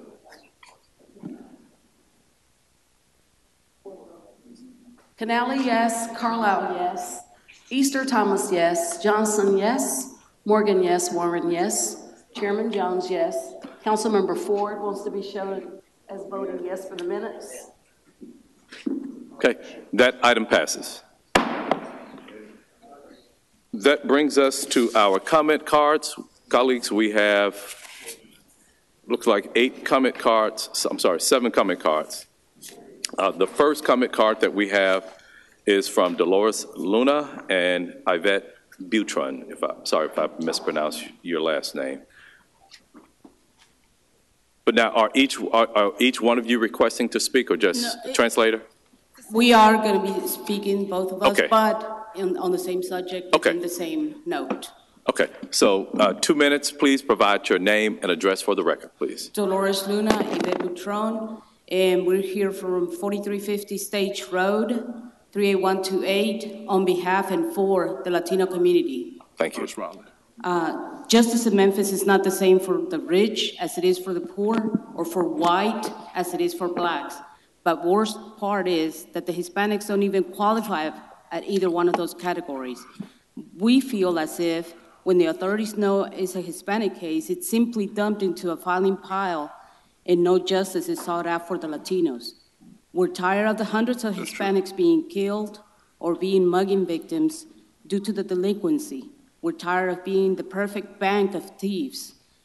When we do decide to report an incident, we receive absurd answers. That is, if we receive an answer. Because the majority of times, we don't even get a response. Why is it that when a case is that of a Hispanic, authorities don't act with the same diligence to solve the case as they do with the victims of other race? As it should be, this is an example. In the case of Tara Nichols, there was immediate action to do justice and fire the responsible officers. In the case of Eliza Fletcher, there was DNA results within 2 days of the kidnapper and killer. So if this is possible, why is it that after 6 months is when we had the results of a drug and alcohol substance in the woman that killed 2 Latino brothers, even though it was obvious by her breath and her car being full of empty alcohol bottles and marijuana present. And on top of that, this woman was walking free for 2 whole months, even though one of the men had been killed at the scene. My name is Yvette Butron, and as Dolores mentioned, all these words are my thoughts. It's what I want to say, but the language barrier, maybe you don't understand everything, so that's why I let my friend Dolores to help me with this. I came here to speak in behalf of my Latino community regarding crime against us.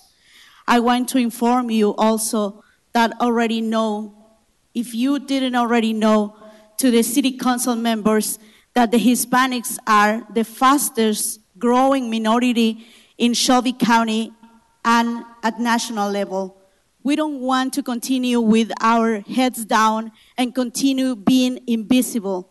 We, the Latinos, are not only strong laborers in this city, but we are also business owners and company owners.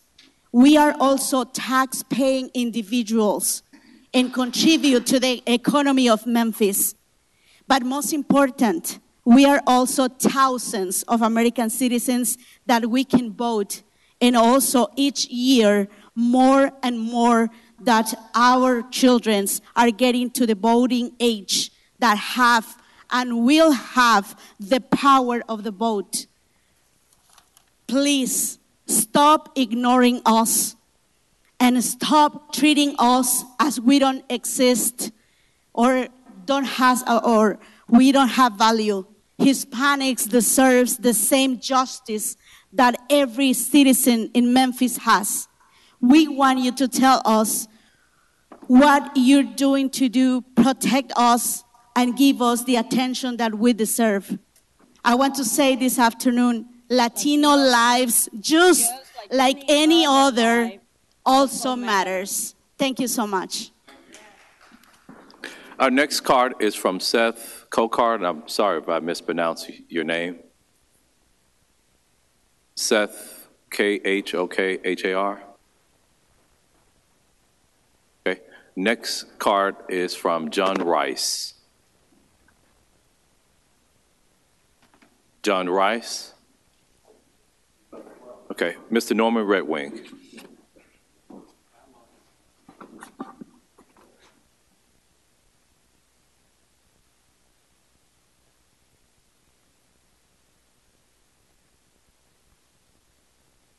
Good evening. Good evening. My name is Norman Redwing. I'm the director of the African Village Institute in North Memphis at 1225 Valentine, 38107. First, let me say that I really, really do appreciate your work. I know that it's very difficult. You have a lot of hats that you have to wear, a lot of issues and problems that most of us expect you to solve. We expect a lot of people from the county commission, school board, police department. We look for everybody to solve our problems. Certainly we need the support and help, but you can't solve all these problems. There was something that I read years ago and I came to realize that it's true. There's a statement by the Foundation for Mental Health Children, a slogan that says, "Nothing about us without us."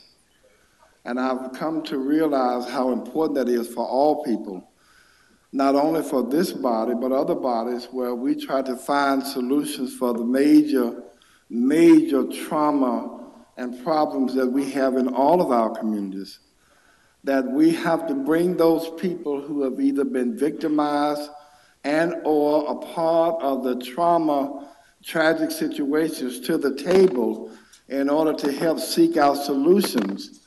That's what we do at the African Village. In 2018, as you know, Mr. Chairman, that I was working downtown at the directing a program called Good Samaritan Church and Outreach Ministry, feeding hundreds of people across the street from Union Mission.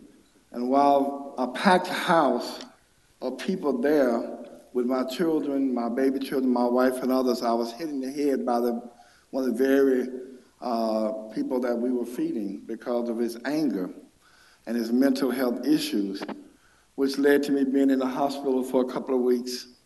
I had metal piece put in my throat and my back. I couldn't walk for 3 weeks. I had bleeding on my brain. I still had trauma in situations where my children and family concerned and some other physical issues as a result of that. On top of that, a $350,000 bill. And the young man who committed that crime was out in 3 months walking the streets celebrating. And while I understand that we have the trauma and the problems, that was a black man, young man who did that.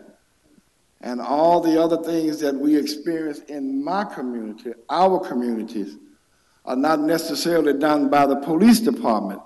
They're done by people who look just like me. The children who are murdered in my community down the street from my church are murdered by black children, black gangbangers and others.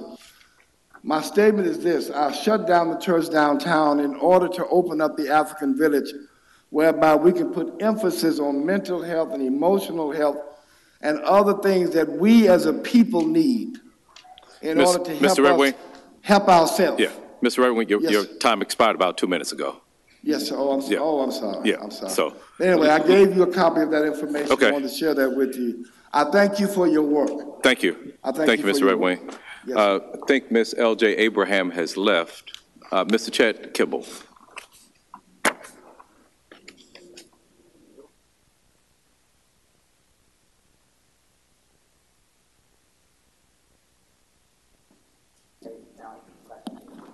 Hello, my name is Chet Kibble, Senior. We need a quorum, sorry. Need for just for a second. Still need a quorum for about 2 more minutes. Mr. Broder's next. I'm sorry, Mr. Kibble. Okay, all right. Chet Kibble, 3229 Lakeview Road. Been in front of the board it's about a month ago, and we talked about the problem we have with lead.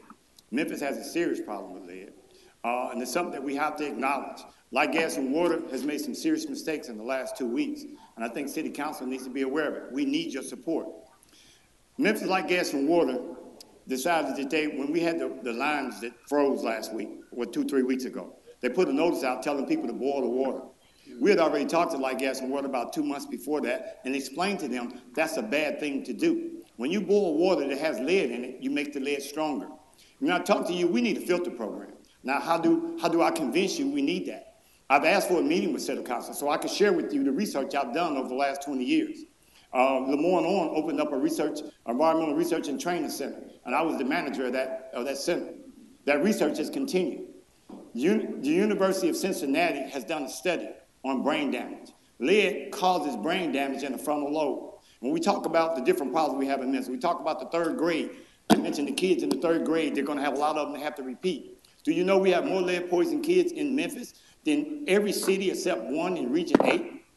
I've asked for your help. I'm asking you, give me time to explain to you, show you what's going on. We had a meeting. EPA spent $40,000 to have an appreciative inquiry. We did it 6 months ago.